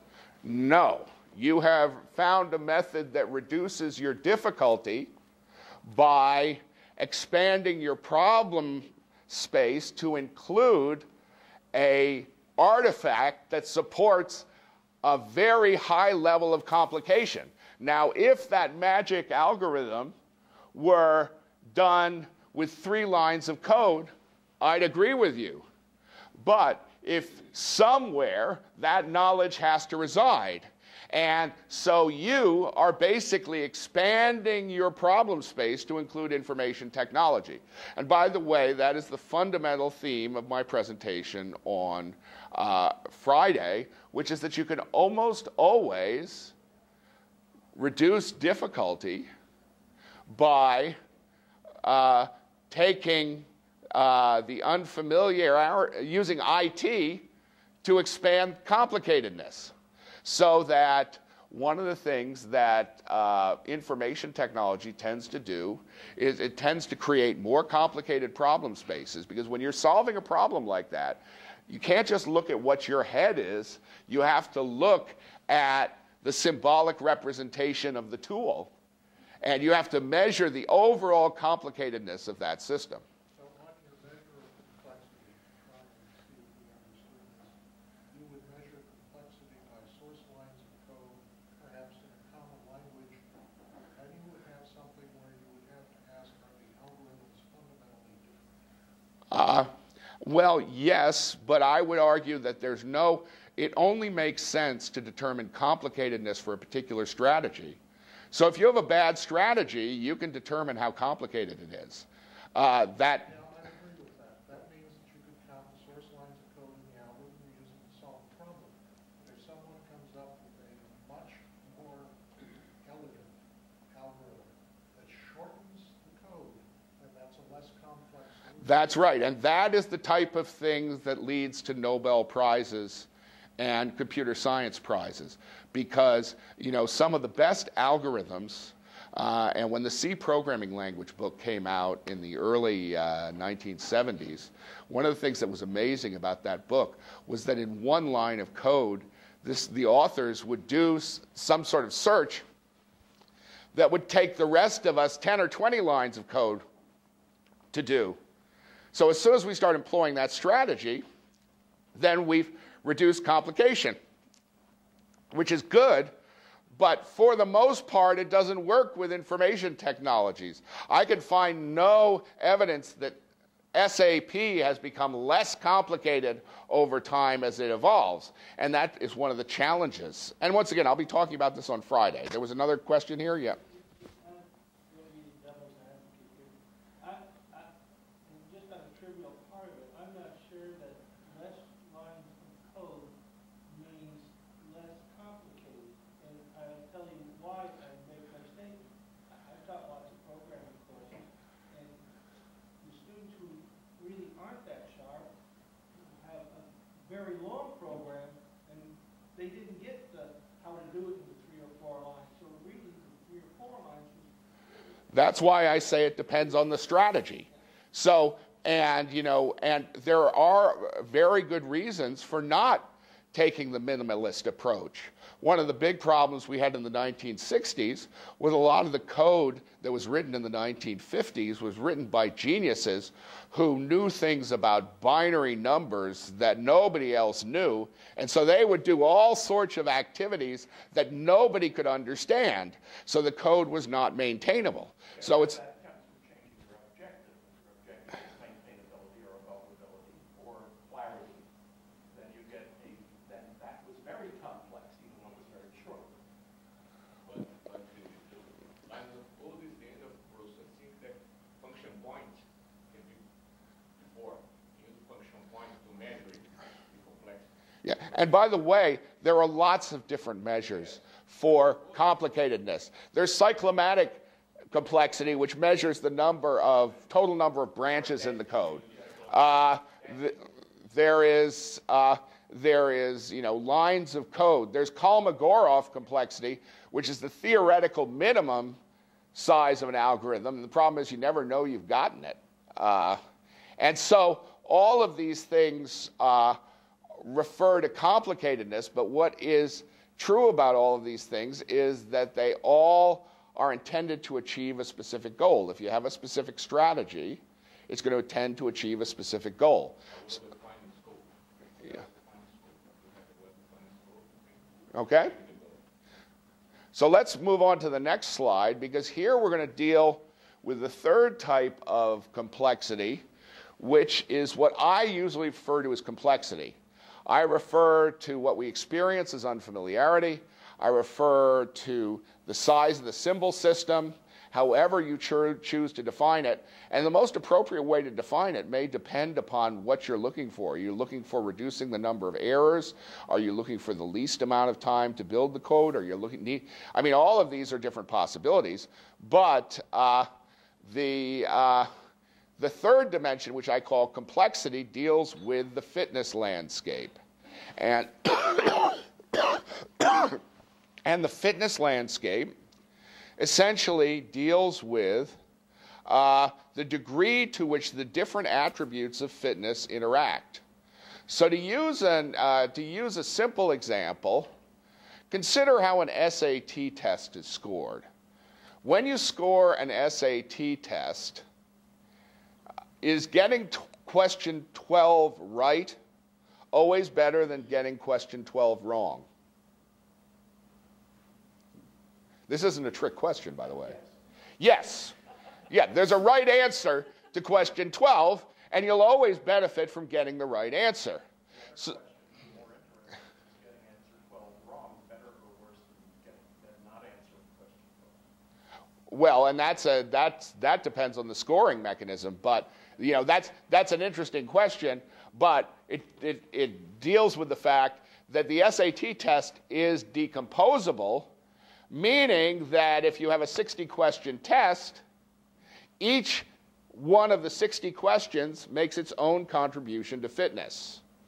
Now, let's take a look at another type of fitness landscape, a cookbook.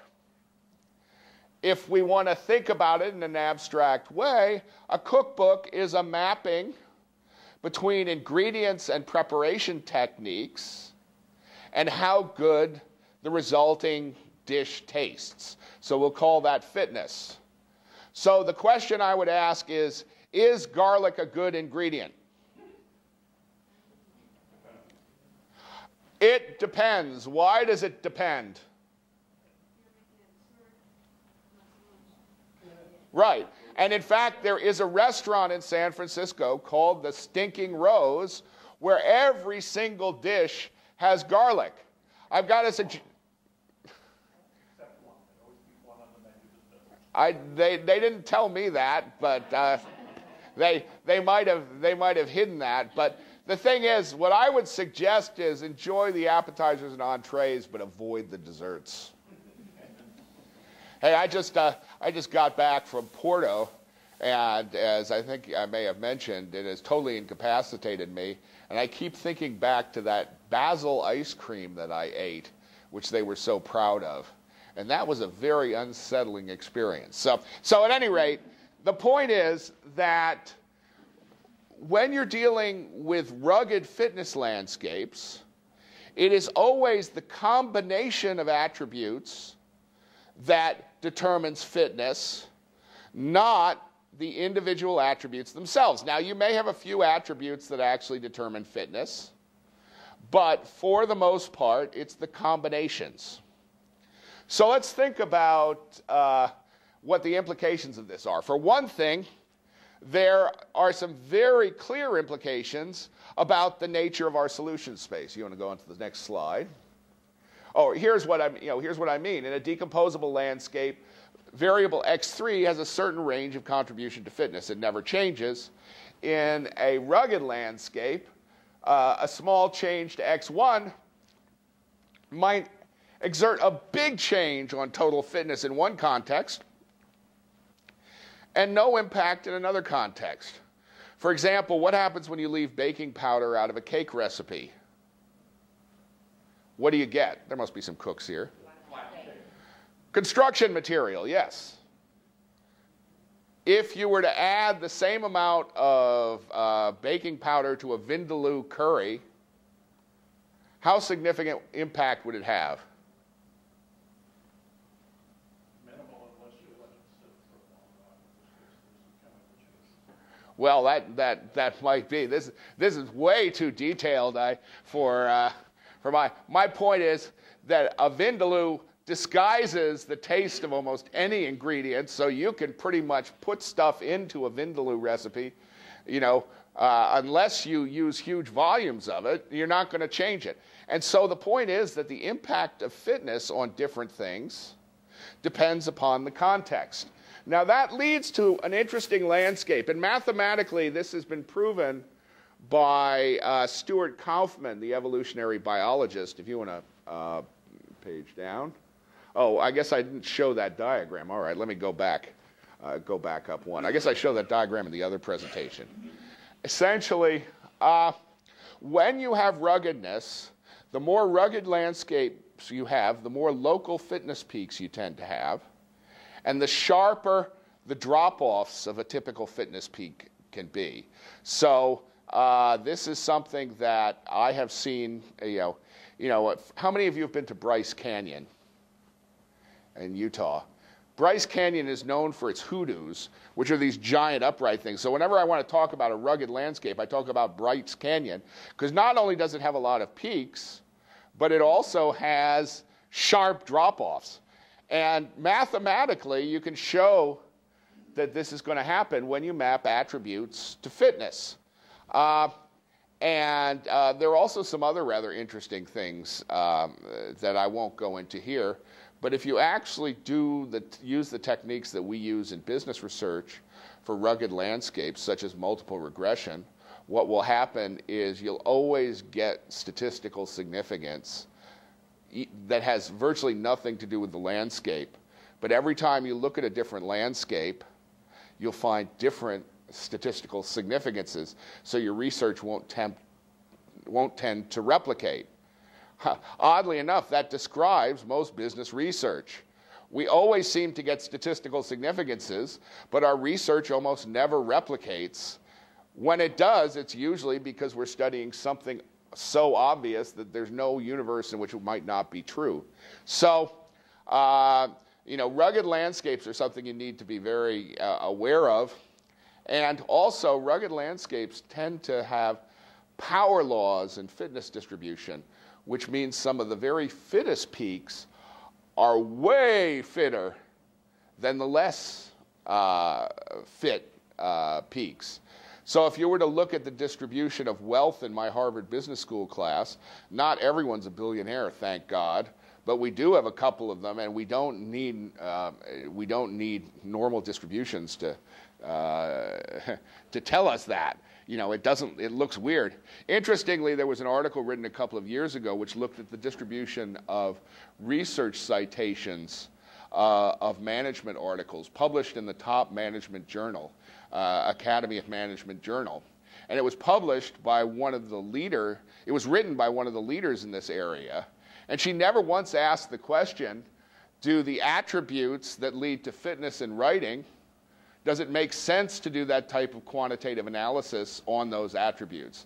And I've done some work on that, and I can tell you the distribution of citations to articles in management journals provides a textbook power law. I mean, it is such a power law that it is virtually, people would have thought I was making up the data. It's such a perfect power law, which is one of the reasons I haven't tried to publish it. The other reason I haven't tried to publish this article yet is because it so fundamentally attacks the paradigm that I have to write the research when I'm in a reasonably good mood, because I'm going to get absolutely creamed by reviewers. But at any rate, that's what happens under rugged landscapes. Yes? What do you mean by fitness?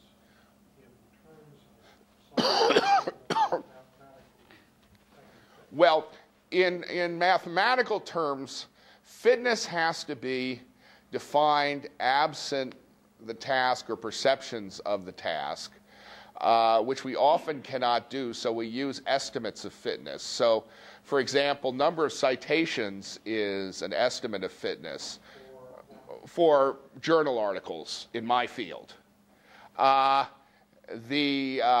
In other fields, what journal it's published in is an estimate of fitness in my field, and those two tend to be highly correlated. You might, by the way, want to take a look at Little Science, Big Science, and Beyond, which was published back in the 70s and shows the power law for near-zip distribution for citations, and it was applied across a fair number of contexts. Yeah.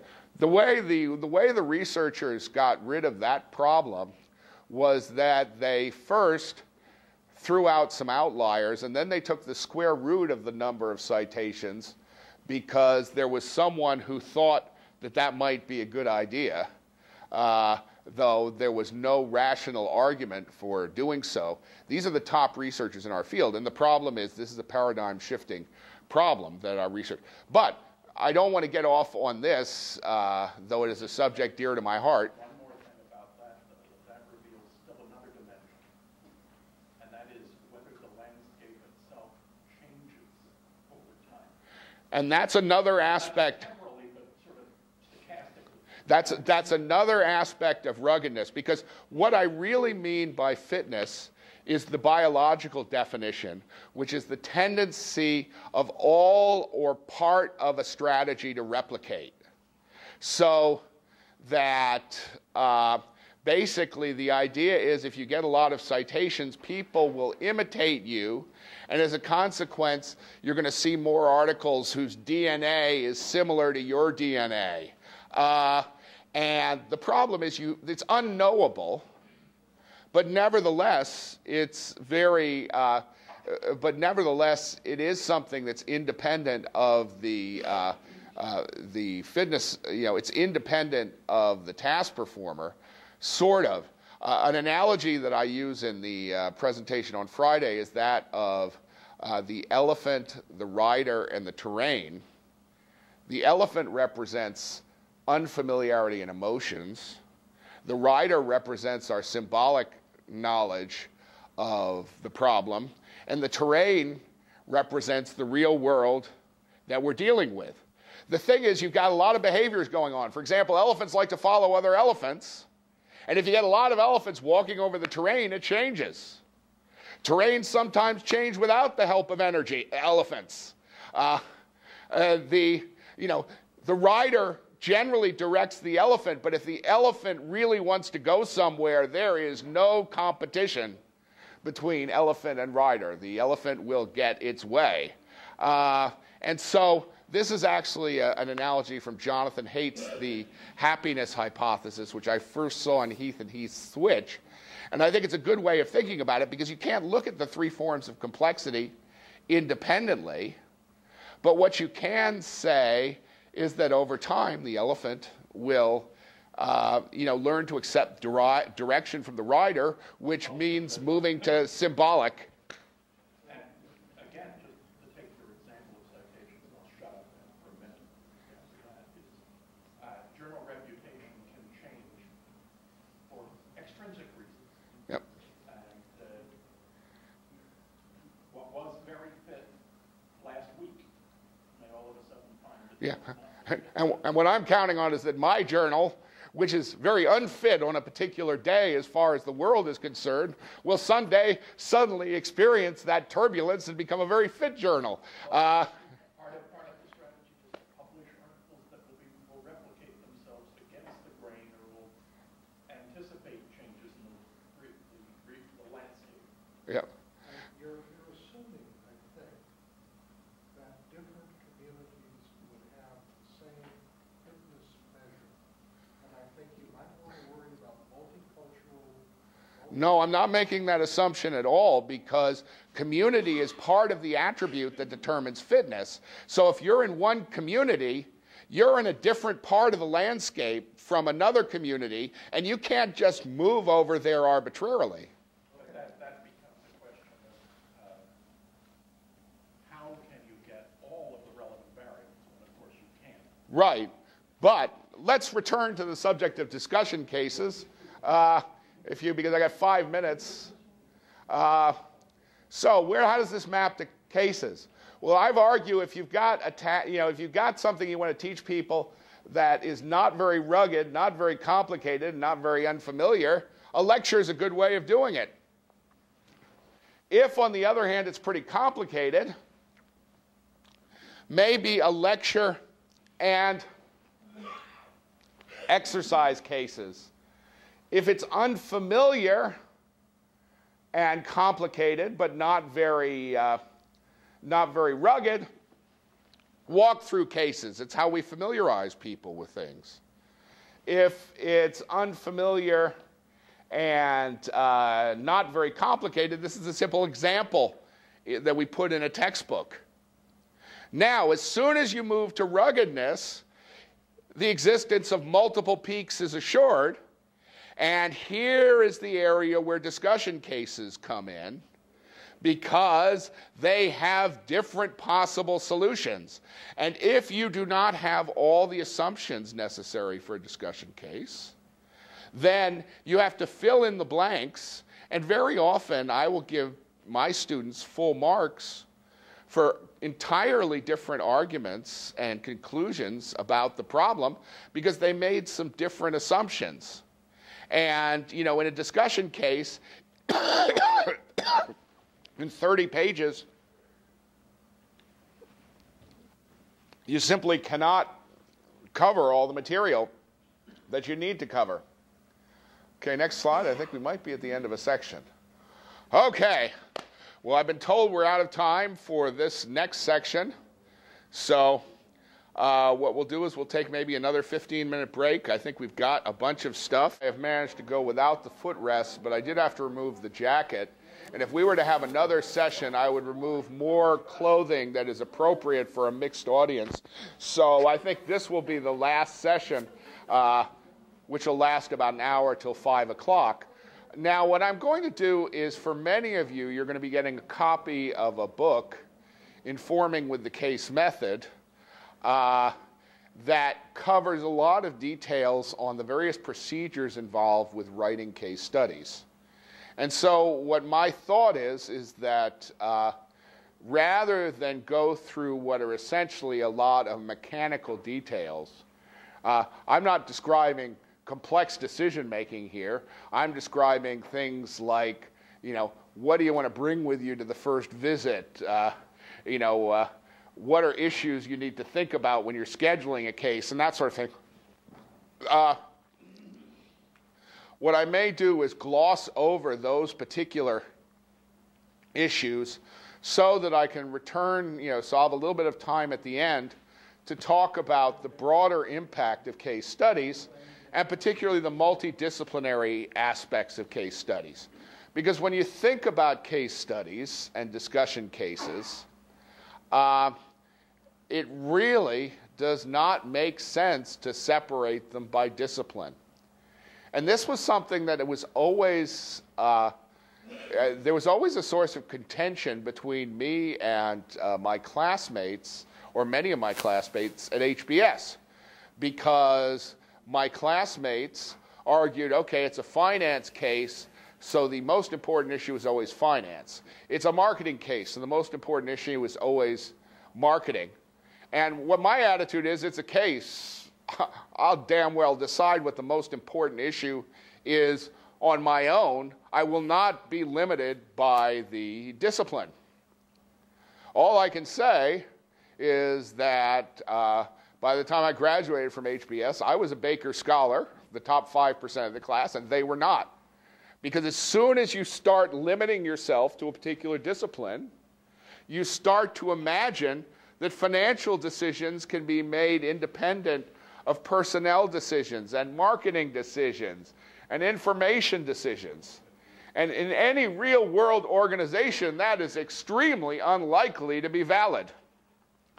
So let's talk a little bit first about facilitating case discussions in the classroom, because this is where I use my cases most often. I also use them for distance learning, and I might talk a little bit about that as well. When I got an NSF grant a couple of years ago, it occurred to me that because I had to use the case method with undergraduates, I was going to have some significantly different issues than I might with my master's degree students and my executive students. So what I did in my undergraduate class is students were expected to spend about 2 hours preparing each case before class.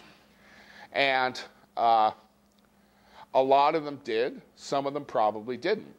I would say the percentage that did prepare tended to go up over the course of the semester because they recognized that I wasn't lying when I said the more prepared people are, the better the discussion is.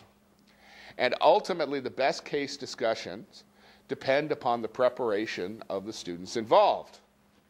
So what I do to help make sure there's preparation is I ask an open-ended question for the first 25 minutes of class. This is a 4-hour class, so I really needed to break it up with different techniques. And that question would typically involve the central decision of the case, and it could not be answered simply by feeding back case facts. It had to be analyzed. And every week, I would go through all the student submissions, which are typically about a page, and I would analyze, and I would grade them: satisfactory, excellent, and weak. And if a student was very quiet in class and was getting excellence on many of these submissions, only about 20% of the submissions got excellent, I knew the person was well prepared, but simply shy, so I would try to find out ways to bring that person out. If the person was not prepared, they would get lots of weeks, and I would then know that that's a person who I need to talk to, or cold call to give them the opportunity to see the error of their ways. So that leads to the next thing, a cold call opening. A student is chosen apparently at random. And at the beginning of the semester, it pretty much is at random because I don't know who's preparing and who's not. And they open the case. Now, the interesting thing about the cases is, as I use the cases, I understand the dynamics. There are some cases where I do not want a good opening because if the analysis goes in a certain direction, the discussion ends at about 45 minutes and it isn't sufficiently thorough. Those are the ones that I call on the people who are not prepared, because it usually takes an hour to untangle the web of confusion that they have created when trying to open the case. Also, a technique that I use is when I see someone is opening from a case that has been highlighted as opposed to a set of notes, either handwritten or typed, what I like to do is ask a series of rapid-fire questions about the case that force the student to keep jumping back and forth. Why? Because it's really fun to watch. And, it makes a point, particularly early in the semester. Now, I never do this in a way that is hostile, and I have actually never had a complaint about bullying students. I never make anyone cry. That's right. And I had professors at HBS who did make people cry, and I considered that entirely unsatisfactory because you don't learn when someone makes you cry. What you learn is you want to avoid that person in the future, and I just found that very, very unpleasant. So, but at any rate, then at the end, after the facilitated discussion, and let me tell you, the best facilitated discussions are the ones where I say the least. Now, on a continuum, in the executive program, the executives are so eager to let the class know of their own importance that I don't really need to say much of anything at all. They will keep the discussion flowing for me. Master's level class, the big thing that I notice is that there's often a big difference between the international students and the U.S. students, the U.S. students being more comfortable speaking in public. And so, you know, what I have to do is I have to be sensitive to the cultural thing. An example where I did not pick up on a problem until it was way too late, I had a set of triplets from China, the Lin sisters, who I literally could not tell apart, and they all were sitting at the same table. And not one of them spoke during the entire semester until I made one open. But I'm not even sure the one who opened was the one I asked to open. And I mentioned this at a Decision Sciences Institute annual meeting, and someone who was teaching out of Hong Kong more or less told me I was an idiot, and that the very first thing that I should have done was to separate them and force them to sit at different tables, thereby helping me distinguish between them and keeping them from reinforcing each other. And as soon as I heard that person say that, I knew I was an idiot. But we learn from our mistakes, and so I won't. We learn from our mistakes unless they make us cry. So at any rate, I won't make that mistake again. But you do have to be sensitive to the different people, and sometimes some of the best prepared people are the ones who are most uncomfortable participating. And 50% of their course grade is participation. One of the things I've discovered is, however, there is very little correlation between good participation in a classroom setting and good participation online. So I always try to mix in an online case or two,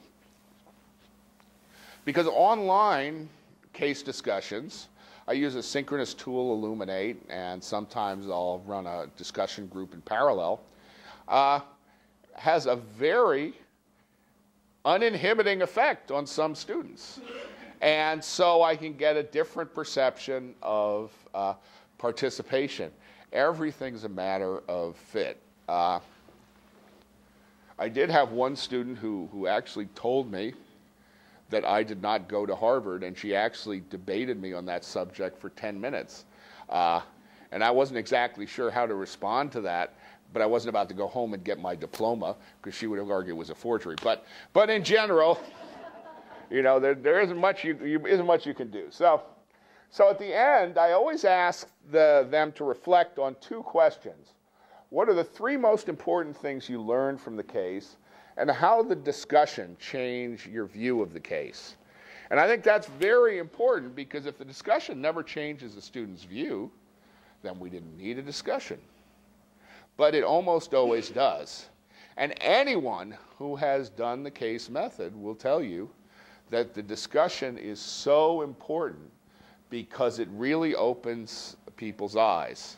And I can't remember if I've got a slide that talks about this, but the case method is one of the few educational areas where there is a huge benefit to having a diverse as possible student body. Now, everybody, it is like motherhood and apple pie to say diversity is wonderful in all classes. Let me tell you, I teach an introductory programming class where half the people have had programming experience, a quarter of the people have had 3 semesters of programming experience, and half the class has had no programming experience, and about half the class, with some overlap, has no interest in programming. That kind of diversity I can live without. You know, the diversity but the diversity that's really nice in the case method is it basically allows you to explore different regions of the fitness landscape. Because what seems very sensible to some people seems very nonsensical to others. One of the things, one of my favorite cases from the cluster of Vietnam cases was about an individual who was very successful working for a company, and he was being offered a promotion. And the question was, should he take the promotion? You know, I can't remember if it's a he or she. I apologize, but I cannot, you know, I have a little trouble with the names. But at any rate, it was very interesting because no one in the U.S. would tend to make that a serious discussion. Oh, they might play lip service to it. But I would say most people in the U.S. will have made the decision to take a promotion in 2 minutes or 2 seconds. There are two cases in which that does not happen. And that's the case, the first case is a case of a non-commissioned officer who was offered a chance to go to officer candidate school. Yep. Very often they will not. That's true because they're talking about two very different cultures, and I agree with that. Also, the other is that software engineers who are offered a chance to go into management. Yep. And the other is faculty members given a chance to move into administration. Yeah, so I mean there are cases, but in those cases it's a major transformation. This particular situation was simply an incremental increase in responsibility, authority, a big pay raise, but not a fundamental change in job. Well, that was very important. He was also terribly worried about what would happen if he failed. You know, his family depended upon him, and I should really let Cherry tell this story, because you were one of the co-authors in that case, were you? Yes, actually I went to the interview, and then this guy was being offered a promotion, but it's in the different office where he was working, so he was reluctant because if he does take their position, then it's just like you mentioned that, I mean, it would be a different group of people, and then it would be more implications. Then a change in career. Yeah, that's right, yeah. And I mean, at another event, it's much better because the company is doing IT consulting, so I mean, for that, he has to change his customer base and everything else. Yeah. So it is partly this change. Right, absolutely. You know, and that's the important thing. You know, when that case would be discussed in the U.S., you'd want to basically ask the question: under what circumstances would you consider refusing a promotion? So one of the things I got when I got the first draft of the case back is I sent back a request that they add some sections on, you know, the key elements of Vietnamese culture, to make it, you know, the sort of cultural guidelines that made the case particularly, challenging. Because the Vietnamese didn't need that context, but if we're going to use that case in the U.S., we need that background. And so that is the... That might actually be in an appropriate course, a very interesting thing to read that case study in, say, 3 different cultures and look at the different factors and decisions that would result. I think it would be very interesting, yeah. And I love it when you can have 3 different cases where the context is slightly different and where the outcome, you know, the recommended outcomes are often very different based upon things that didn't seem so important at first. Something I've been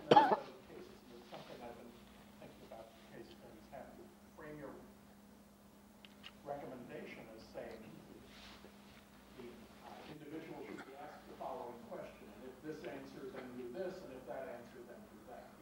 I can't make an assumption. I can't make an assumption on what the employee wants. Yep. I have to ask these questions. Yep. You also have to, for example, in the United States, you can have somebody being given a promotion, but they're going to have to move to a different city, and even though the pay is going to increase because of the cost of living, they are going to losing. That's absolutely true. And with dual career couples, it's very common to have people refuse promotions or even quit jobs when a transfer is required. So these are phenomena that you would understand in the U.S. context. And one of the things that I'm trying to do with these case studies is give people give my undergraduates an idea of the type of decisions they are going to encounter in real-world contexts. Because one of the things I would say about my undergraduates is that they do not always exhibit extraordinarily high levels of common sense. And sometimes the lack of common sense is frightening. I had one student who sent me an email, and this is in a programming course, explaining she spent 2 hours trying to figure out why her program wasn't working. And it was obviously something wrong with my directions. And she was very, very adamant that it was my problem. And so it turned out she was missing a function. How did I know that? The error message said this function is missing. So I asked, did you write that function? And she said, no. And then I said, well, did you look at page 15 of the direction? Because right there it tells you to write that function. It even shows you what the function is. Oh. So, this is, but our job is not to criticize the students. Occasionally we can laugh at them because it's fun to make fun of our neighbors. I think Pride and Prejudice says something like that. But the fact is, our job is to make them as productive as possible and don't make their future bosses have to deal with these types of things. So, all right, so what I find is it's fascinating reading how the discussion changed the views, and from that I can really tell if the student captured the key elements of the discussion. And I grade those every week too. The fact of the matter is, with a 50-person course, it takes me about an hour and a half to grade these things. It's not such a big burden, because literally in 45 seconds, you can tell whether they've got a clue or not. And that's why I don't like to grade on a 100-point scale, because then I will constantly get debates as to whether they should have gotten a 97 or a 96. That's also why I don't like to give them an ABC scale, because they know what the ABC scale means. So by doing excellent, satisfactory, or weak, I keep them guessing.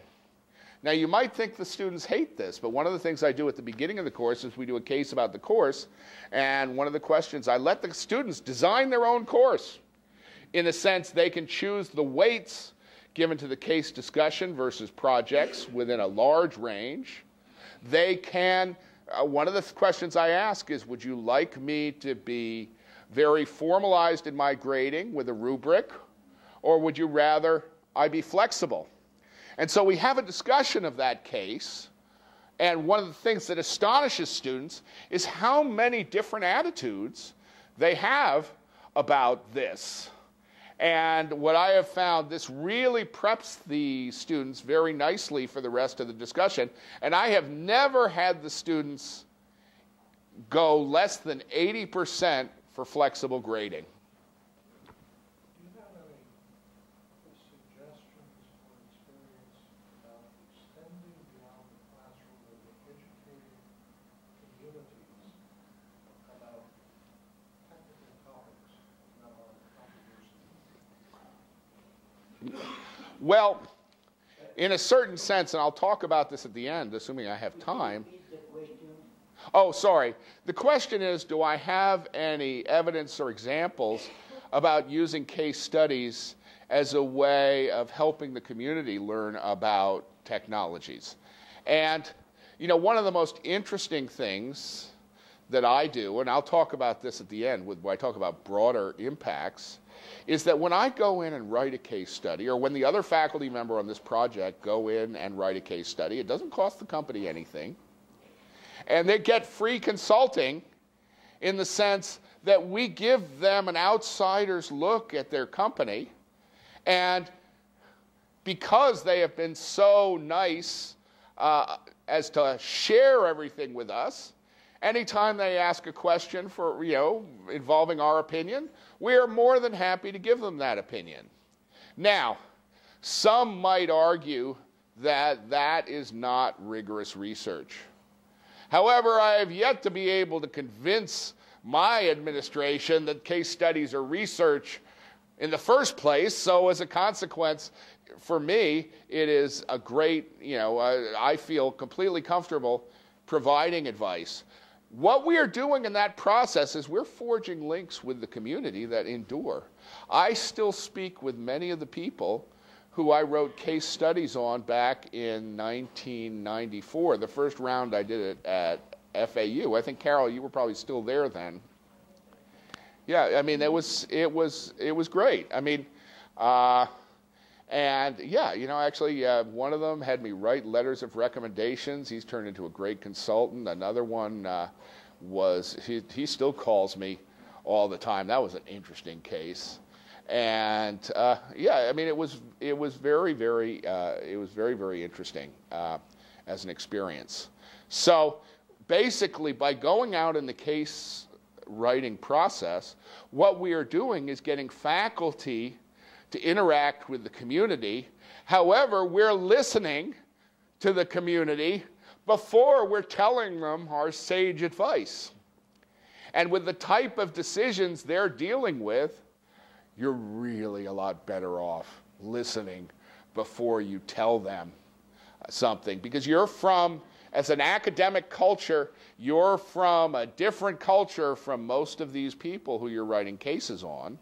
And as a consequence, the first time they hear you say something stupid, they'll stop listening to you. So it's... Pardon? Yeah, in which case they'll ask you why. But you see, I can't say anything smart about a situation until I've learned the context. Because in a complex environment, it just does not make sense to say you should add garlic until you know what the problem is and what recipe you're trying to make. Okay, so we move on to the next. The key points is everyone agrees that most learning takes place during the discussion. Participation needs to be heavily weighted. None of this 5 or 10% participation. If you don't make it 50%, I give students the choice between 30% and 70%. They get to choose. So far, it has always either been 50% or 60% they've chosen for participation. Because by the end of that case discussion about the class itself, they've gotten excited about the notion of a class that consists of case discussions. Now, the other thing is that when I write these new cases, I always try to bring the protagonist into the classroom, the decision maker in the case, into the classroom, so that he or she can comment on the case after the discussion. The students love this. And it also, I mean, we've got one protagonist who so far hired 3 of our students from that class. It gives them a real sense of the business, and they absolutely love it. And, it's really hard to teach a rock, and basically, I would say it's easier to teach a rock than a student who does not want to learn. So what I would say is that creating an experience that gets them excited is very beneficial. Students also learn very quickly. There is no right answer. I'm not expecting a right answer. If I get a collection of decisions where one is obviously the best, I say, well, can't we have another decision because, this one is not going to produce a good discussion because there's obviously a right answer. Go ahead. So in one semester, you present the students with how many cases? My class typically has 15 class meetings. For my undergraduate class, I have to sort of frame the class before they come in, so we don't do the case till the second one. And I also have a project that they have to do at the end. We actually have a science fair at the end because one of the things we're using this capstone class for is a way of assessing the progress our majors are looking at.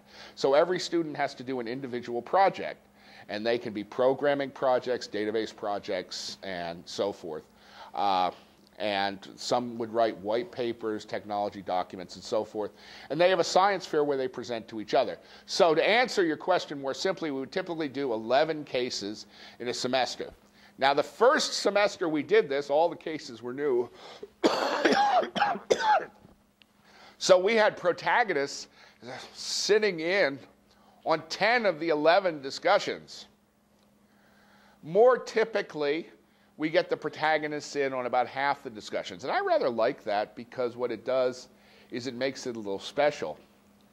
When we debuted one of Cherry's cases, we actually made her get up at, 4:30 in the morning or whatever, and we did the discussion online. And the students absolutely loved it. I have them rate every case at the end so I can get a sense of how they react. And this was like tops of the semester. They really enjoyed it. And what was your experience of the discussion? Yeah, I think the discussion was very interesting because they came from different point of view. And by the fact that they didn't know Vietnam or where it was, or the existence of Vietnam, there was not one, that then it came down to their culture and how people live and their consumer behavior. I'm sorry, I forgot to mention that the case was about an e-commerce website where there are a little bit of invitation from Amazon, and their decision was about like they want to introduce a new product line beside books. And so the students came up with so many ideas, and I found them very active. I mean, in comparison to Vietnamese students, where they tend to have similar ideas. I mean, even though we have a few alternatives with the students at his class, at Grandon's class, is more diverse, and they, I mean, in every decision you will have some students that tend to believe in their opinions, and Yep. really challenging. Yeah, don't feel bad about the fact that they don't know where Vietnam is. Most of them couldn't tell you where California is either. So the U.S. is legendary for its lack of knowledge of geography. But the key is student diversity is really beneficial. So we'll move on. Just one more thing on, if somebody provides an obviously right answer, I think the right way to segue, a right way to segue is to say, what might make that solution not be effective? Yeah, that would be an excellent technique. If I really believe there's a right answer, then I will then I would do that.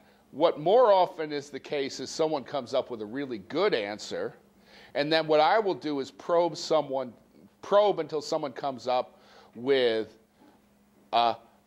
another good answer that's very different. And in the undergraduate cases, a lot of the time, I have a pretty good idea of most of the arguments that can be made, particularly after I've led the discussion more than once. And so as a result, in my undergraduate classes, I can always come up with answers. I can always move the class in other directions, because as soon as I express what appears to be an opinion, we get a lot of convergence just from that expression, because they're used to thinking that the professor is looking for something. By the end of the semester, they realize that isn't the case, because as soon as they all converge, I will start to raise arguments against it. But that's what being a skilled, I'm not sure I'm skilled, but an experienced facilitator helps you do. You have to submerge your own ego, and you have to try to focus on getting the best discussion possible out of the students. And that's why different students of different background sometimes require a variation of approaches. I believe if most Harvard faculty who are extremely experienced case facilitators were to come into my classroom, they would be a disaster, because by the end of my class, my students have covered as many cases as I did by Thursday of my first week in the 2-year MBA program.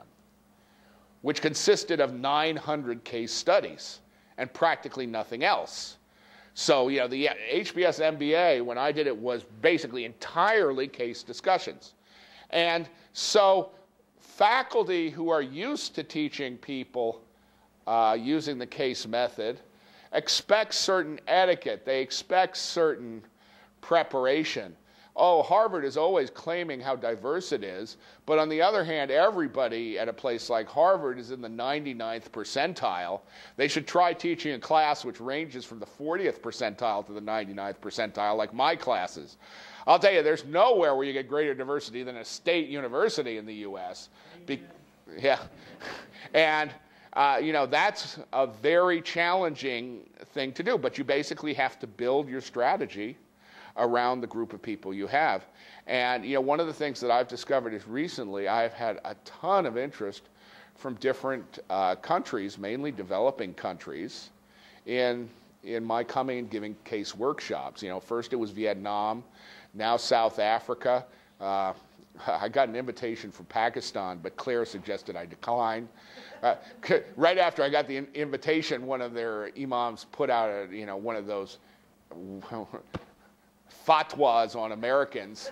That just didn't, and I really don't think I could pass as Pakistani. And you know, so as a result, you know, and part of the reason for that is that folks from a place like Harvard, folks from places that are very experienced with the case method, are used to dealing with very different students, and they're also used to dealing with very different faculty members, and they tend to have, well, let's say it, a somewhat condescending attitude towards faculty members from lesser institutions, which at Harvard consists of all institutions that aren't Harvard. And, you know, that's not a good way to learn. On the other hand, from the University of South Florida, I can go most places, and if I put on airs, they'll cut me down. And so in some respects, and I'm used to dealing with people with lots of backgrounds, and so, you know, I think it's easier, you know, that way. And so, you know, if you come from a country that's interested in you know, hosting a case method workshop, say, no earlier than about 7 months from now, you can go, oh, jeepers. If I've recovered from the time zone shift in 7 months, then, you know, you're welcome to keep in touch with me, because I really enjoy, you know, doing this type of thing. And I believe the case method is very powerful. So quickly online, I don't want to, how much time do we have? 20 minutes. Let me just quickly talk about the online. You know, when you take a case method online, what you need to do is you need a lot of interactivity, no matter how you do the case method. Because as soon as people believe there are right answers, as soon as you start making statements and can't move the discussion back and forth, you've lost the notion of working in complex decision-making environments. I was recently asked to do a completely online version of our master's degree course. And I was also told that it needed to be asynchronous for the most part. Now, asynchronous means that people can come in anytime they want to contribute to the discussion. I did asynchronous discussions back in the late 90s when there wasn't any other way of doing online discussions, and I knew how excruciatingly painful that was. So what I did is I added my own twist. What I did was I would have 8 discussions, and I would have always an asynchronous discussion paired with a synchronous discussion. And everybody had to participate in at least 2 synchronous discussions and at least 2 asynchronous discussions. But beyond that, they could choose. So the remaining 4, they had whatever choices they want. And the synchronous tool I used was Illuminate, which is actually a reasonable tool for doing that type of discussion. If you've got small classes, there are lots of other tools that will work reasonably well. And WebEx actually has some relatively low-cost or free versions that you can get if you don't have too many people and you don't need high-resolution Visio. So, you know, there are lots of ways you can do this. And then I would have discussion boards, and then I would also have students do debates and project presentations, but we'll just stick with the case studies. So what did I find about this? Well, here's an example of one of the synchronous discussions I did. Actually, that wasn't in that course. I believe this is actually from the discussion I did with Cherry, because I happen to have a screen capture of it. Yeah, I think this is, and so this was actually my undergraduate course, but it just happened to be a convenient one. So in Illuminate, what I do is I have all the students talking, and then I write on the whiteboard just the way I would write on the I write on the shared whiteboard just the way I'd write on the whiteboard in the classroom, only slightly less legibly. And basically, just as a way of helping students remember what was said and to give them two channels through which to absorb the information. The Illuminate discussions, actually, if you get a group that's practiced with them, you hardly notice the difference between the face-to-face and the online discussions. Then we have the asynchronous discussions. I've also done them on Second Life, which is a really interesting experience, particularly if you don't mind running a case discussion with Darth Vader looking at you and a giant creature from Spawn hovering over your head.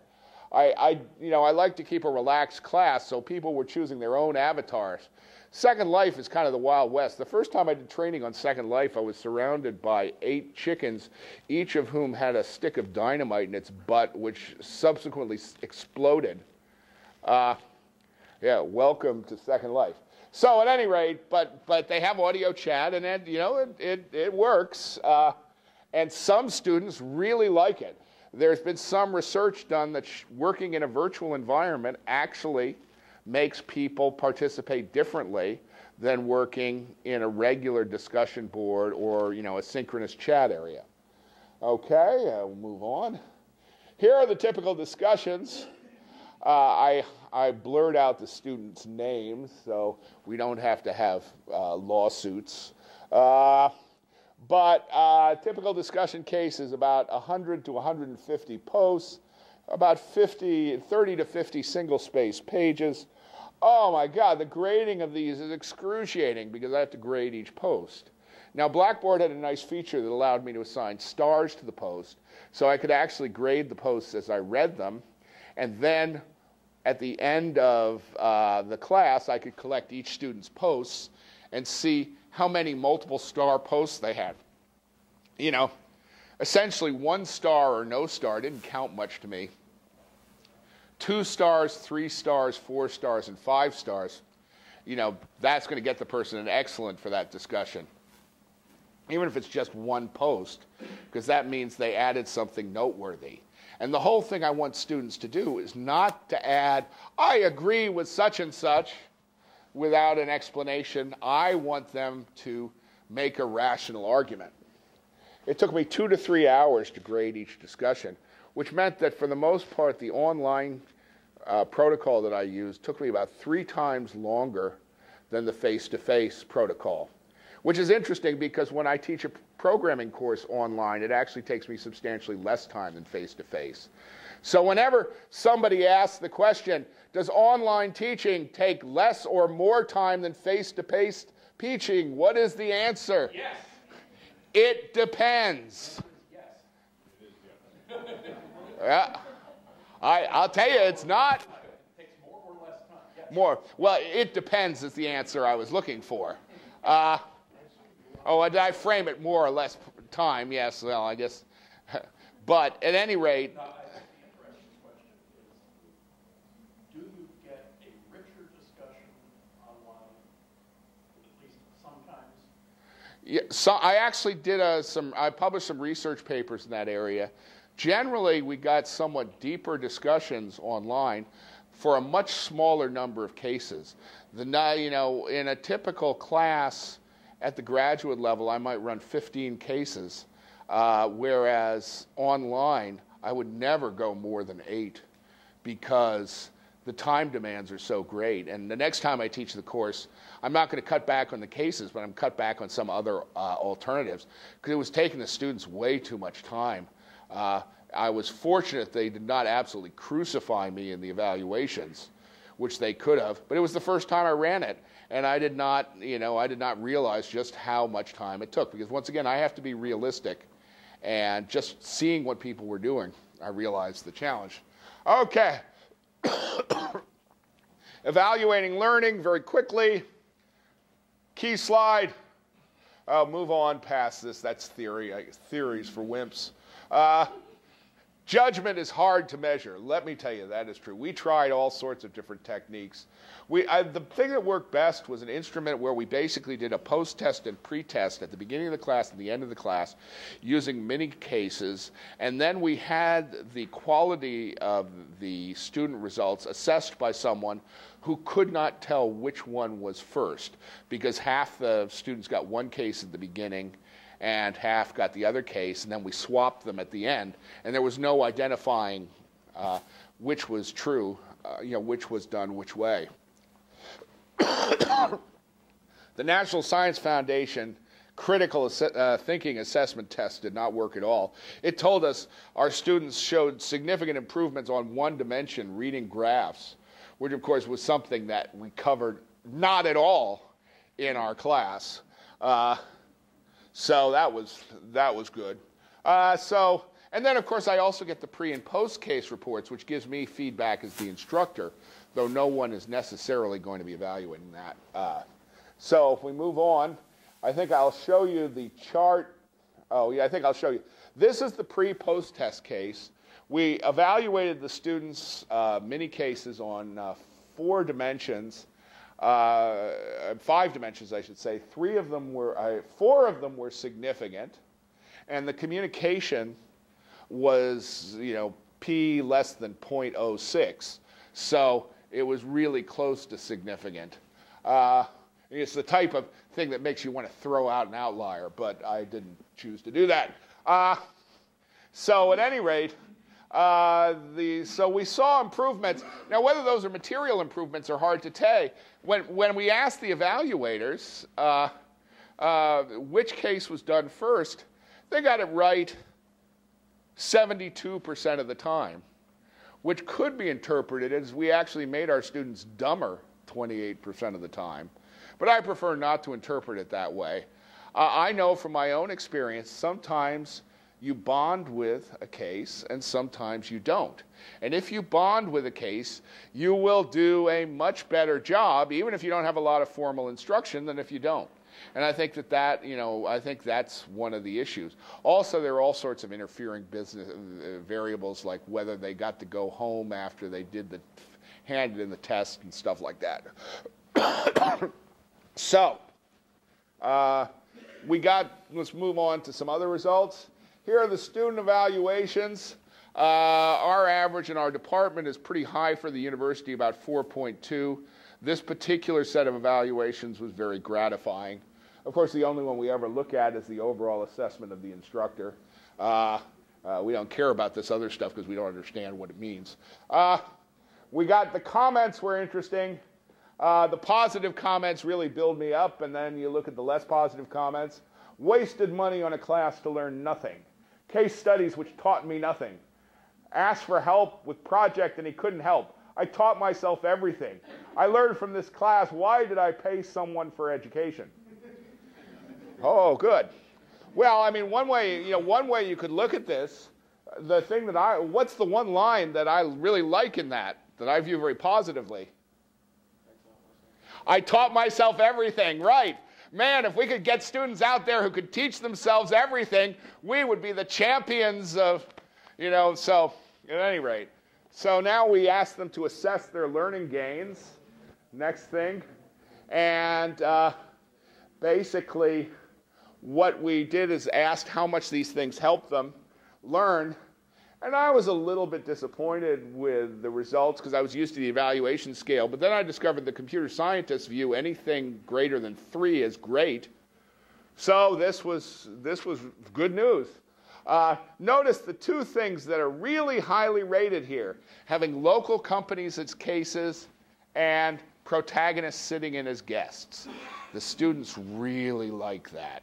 And you don't have to do it every class, but if you mix it in with your classes, not only do your students get this opportunity to meet with the local community, whether it be the business community, the education community, or the engineering community, whatever you're writing cases in, but it also gives the community the opportunity to see what you're doing in class. And I'll tell you, when you go out and write a case study with a company, they develop so much higher an impression of the university because all of a sudden you're a faculty member going in and listening to them. Just to give you an example, I'm doing a case method workshop in basically a week and a half. By the way, there are still a few slots open. There's no charge for the workshop. So if you're interested, probably you won't catch me after this presentation because I feel this collapse coming on. But catch me at some other point in the conference and we can talk about it. There may even be some travel funding for some of the slots, but it has to be for U.S. Faculty in STEM-related disciplines. That's the NSF's requirement. But I didn't want to forget to mention that. But at any rate, it turns out this was pretty good. Here's a typical pre- and post-case evaluation. So that actually is an example of the typical level of detail. And I more or less chose these at random. This is the same student's pre- and post-test. The writing case studies, I think what I've done is I've referenced organization of case studies and stuff like that. The Journal of IT Education discussion cases has a lot of information on that, and so does the book that Najib will be handing out to whatever participants signed up. I don't know exactly what the rule is, but okay, I've got him counting people. That's a good sign. All right, so at any rate, I've got a template for discussion cases. I've got a case method checklist, frequently asked questions for organizations, and so forth. So these are all things that are useful. The discussion template goes into great detail. Cherry, did you find the discussion templates useful in constructing the cases?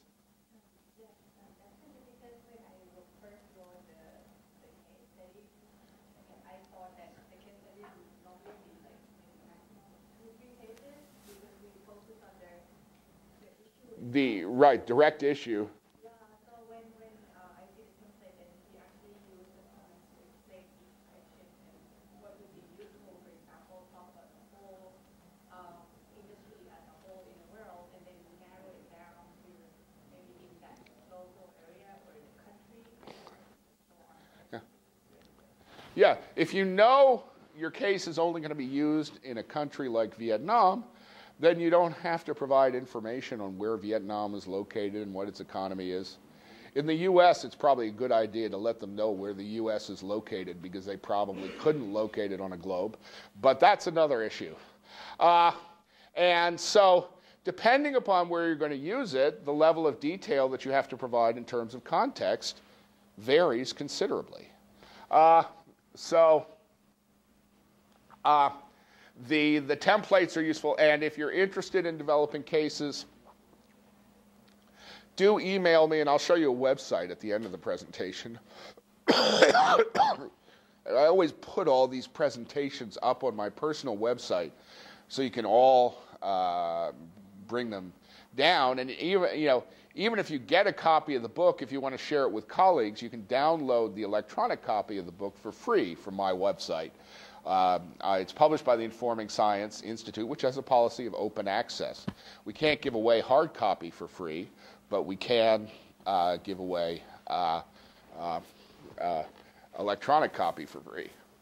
Okay, so my field is informing science, and one of the challenges that we have in informing science is that we're a transdiscipline. And everybody insists on trying to apply their own disciplinary standards to the general problem of informing. And what we try to do in the Informing Science Institute is say, look, let's take a look at all the different all the different disciplines that look at informing, and communicate with each other because some of us are likely to have some interesting perspectives. I don't know how many of you experience this in your own universities, but universities love to talk about multidisciplinary, but what they usually mean by that is that atomic physics talks to atomic chemistry, as opposed to atomic physics talks to literature, and business talks to engineering and that sort of thing. So, the Informing Science Institute is the group that I'm an organization of, and the reality is that we mainly like to lob things at each other, arguing that our way is better.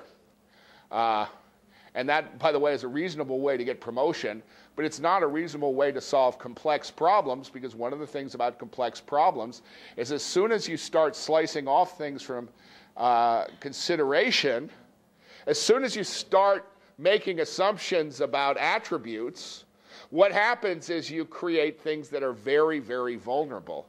And we see this in our research. It just doesn't replicate. The pillars of the scientific method, and I think I've gotten in a debate before with this with Jeremy, so we don't have time for that particular debate now. But I would argue that if you want to sort of summarize the scientific method as it's perceived from my discipline, we isolate the researcher from the phenomenon, so the observer does not affect the phenomenon. I know quantum physics tells us observers always affect phenomena, but whatever. I rarely deal with things that small. If it's smaller than a baseball, it really doesn't impact me. Controlled experimentation, lab experiments, quasi-experiments in the field. We want control because we want to test hypotheses. We want to do statistical confidence intervals. And we want generalizable theory. When I was introduced to research methods in my doctoral program, Bob Stobaugh, a well-known professor at Harvard, talked about the wall of knowledge. It was at that point they probably should have thrown me out of the doctoral program because he kept talking about adding bricks to the wall of knowledge. And I kept thinking, well, wouldn't it better, I didn't just think, hey, wouldn't a better analogy being shoveling another pile of manure onto the compost heap of knowledge? Because in a complex environment, the nature of your fitness landscape changes rapidly. And so as a consequence, you're going to find very, very few enduring principles. And if you imagine knowledge as something that has to be built up and built upon, you force yourself to become increasingly narrow, because when the world changes, you have to try harder and harder to frame the world in such a way that our old knowledge doesn't become irrelevant. So, we tend to frame our theories in terms of binary tests, hypothesis, proven, and so forth. So let's move on, because I want to get to the case method. Keep going. Yeah, this is the interdisciplinary stuff. If I actually had another half hour in me, I'd talk about this some more. But let's just keep going, because what I want to do here is take a look at my concluding remarks. No, you can go back up one. And I think this is important enough for me to stand. If you take a look at a typical research, a typical classroom situation, what you have is practice might impact the researcher who wrote the textbook, though that's far from guaranteed. The researcher who wrote the textbook might inform the instructor, but the big information flow is from the instructor to students. And by the way, students might possibly inform practice a little bit because they join practice in the workforce and bring what they know. And that is the traditional lecture model. Now, when you talk to case method, using external cases, ones that you don't develop yourself, then there's a rich flow between practice and the case writer. It's always a two-way flow. The case writer and the facilitator, there's some flow, because basically the facilitator learns about the case as it's written. There's a two-way flow between students and the facilitator, critical for the discussion, and a lot of flow between the students and themselves. But when you deal with cases that you have written yourself and bring them into the classroom, what happens is the facilitator and case writer are either the same person or they work together. That happens in a lot of my classes. So there's a tight interaction there. There's a tight interaction between practice. When that protagonist sits in the classroom, there is a tight interaction between the protagonist and the students. And there's a tight interaction between the facilitator and the case and the students. So, and if you actually take a look at this, this is a rich set of informing patterns that is really designed to create impact. It has to be multidisciplinary because problems don't fall into single disciplines. But nevertheless, it is a very, very rich informing patterns. So the table that follows is just some examples from my own experience, my direct observation of the first semester, that I used the case method as part of this NSF grant. And what I found was every single box, every single pattern, I could find good examples of. Some are self-evident. You don't have to explain students communicating with each other in a case discussion. But I had one case protagonist drive in 270 miles from Fort Lauderdale to see a discussion of his case in the executive program because he was so interested in their opinion. And he actually changed his strategy as a result of that discussion. Faculty to faculty and so forth. Are we almost out of time here? 2 minutes? All right. You can find a lot more of this material on the Grandon.com website. I've published a number of papers in this area. I try to keep my list of papers pretty much up to date, so you can almost always download them from my website dealing with this. My most recent paper was for Journal of IT Education Research that actually provides a rich description of the capstone course. It was pointed out that anonymity does not really work with the stuff that I'm doing because I'm the only one who submits 35-page papers to these journals. The Informing Science Institute, Eli Cohen mentioned that, so now I think he's trying to get me to shorten them. There's also an early version of this workshop that is still up there. If we get a better version, I'd be happy to replace that. And you can download the case method book. You are always welcome to be in touch with me. If you are a U.S. faculty member in a STEM discipline and you have July 22nd through 25th free, I am running a week-long workshop, which I hope I will be sufficiently recovered so I don't have to do it seated, because I actually prefer to run around while I'm instructing. And then what we'll do is, just email me, say tomorrow, and let me know, and I'll find out what space is available. We have some money to cover travel. If you're international and are interested in attending the workshop, you would be welcome to do so, but you'd have to fund your own travel and hotel. But we could, we're not going to kick you out of the lunchroom during the conference, during the workshop. So you'll be our guest for lunch.